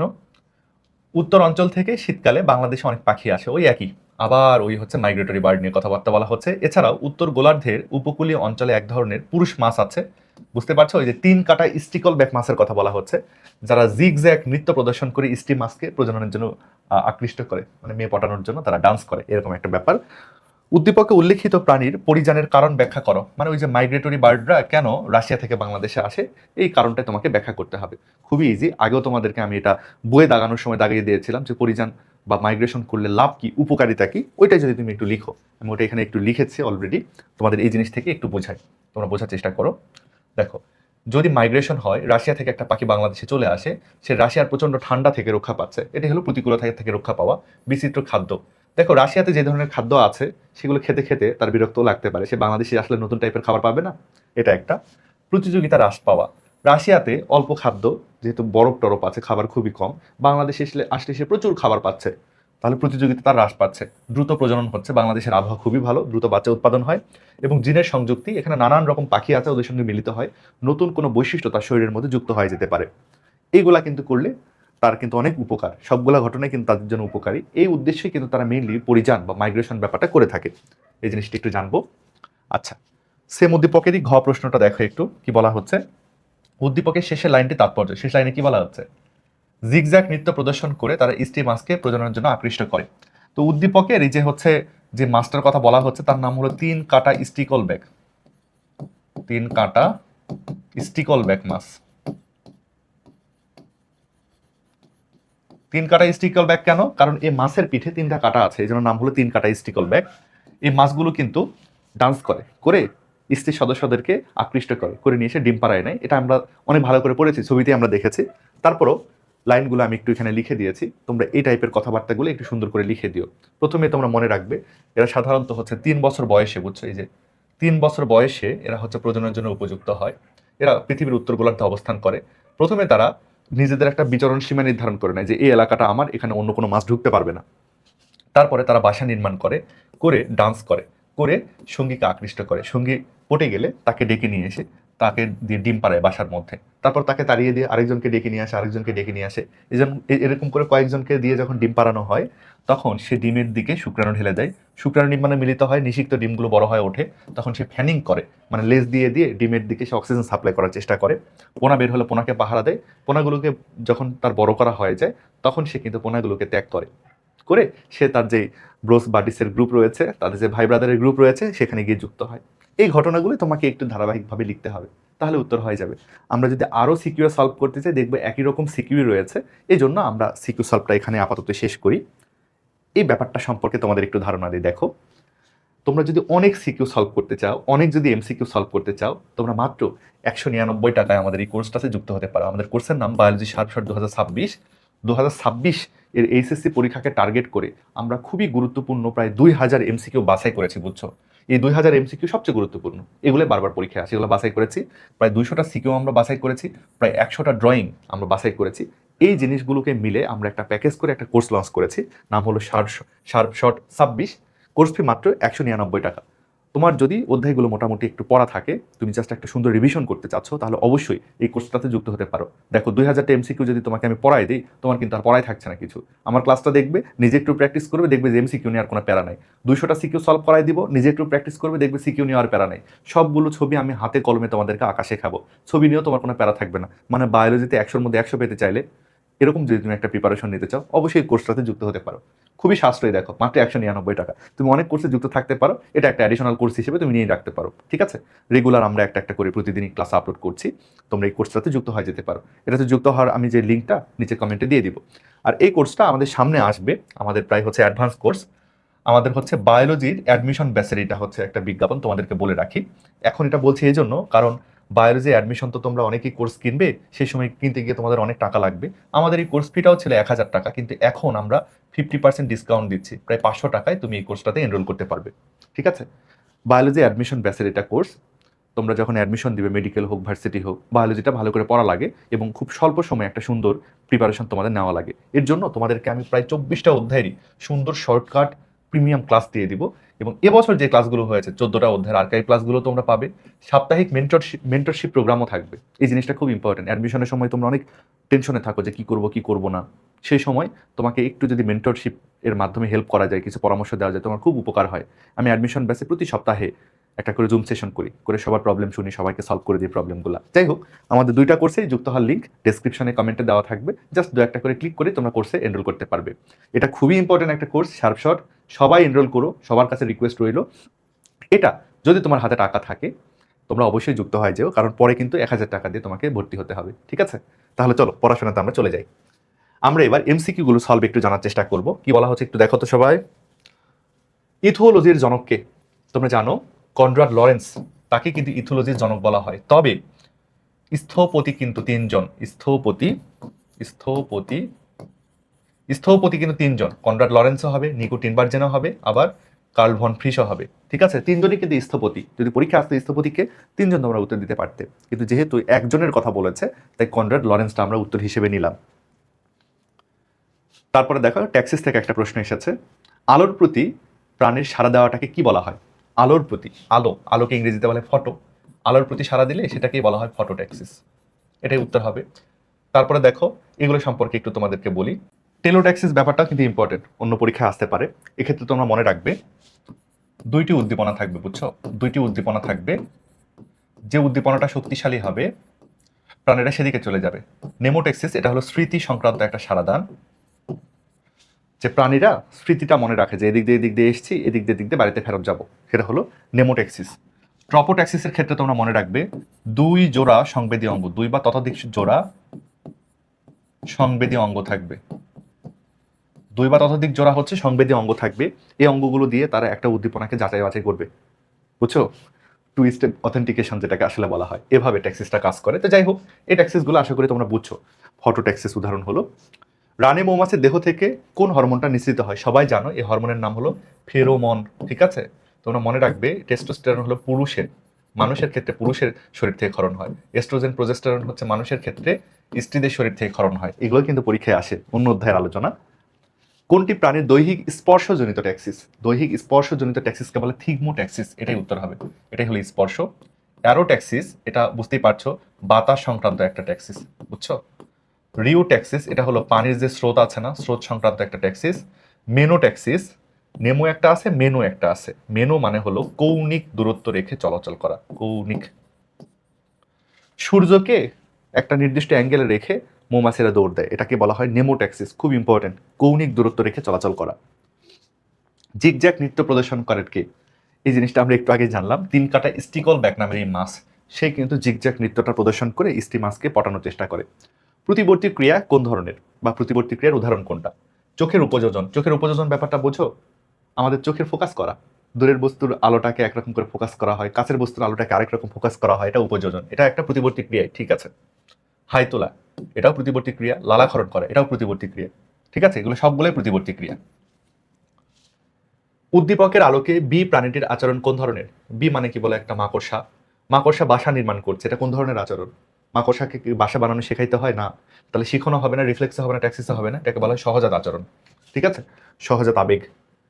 উদ্দীপকের এ চিহ্নিত অংশের বৈশিষ্ট্য, তার মানে মাকড়সার যে জাল আছে তার বৈশিষ্ট্য, স্ক্লেরোল প্রোটিনে তৈরি, ঠিক আছে। স্টিলের চেয়ে 5 গুণ শক্ত, এটাও ঠিক আছে। স্পিনারেটের মাধ্যমে সৃষ্টি হয়, এটাও ঠিক আছে। সব কয়টা ঠিক, আমরা কিন্তু আগে পড়েছি। আমি গাইডে দেখলাম 1-3 উত্তর দেওয়া আছে, এটা উত্তর দেওয়া আছে, আসলে তা নয়, সবই উত্তর হবে, ঘ উত্তর হবে। তারপরে দেখো এই সিকিউটা একটু, এই এমসিকিউটা দেখো একটু, ওই উদ্দীপকালা এমসিকিউ।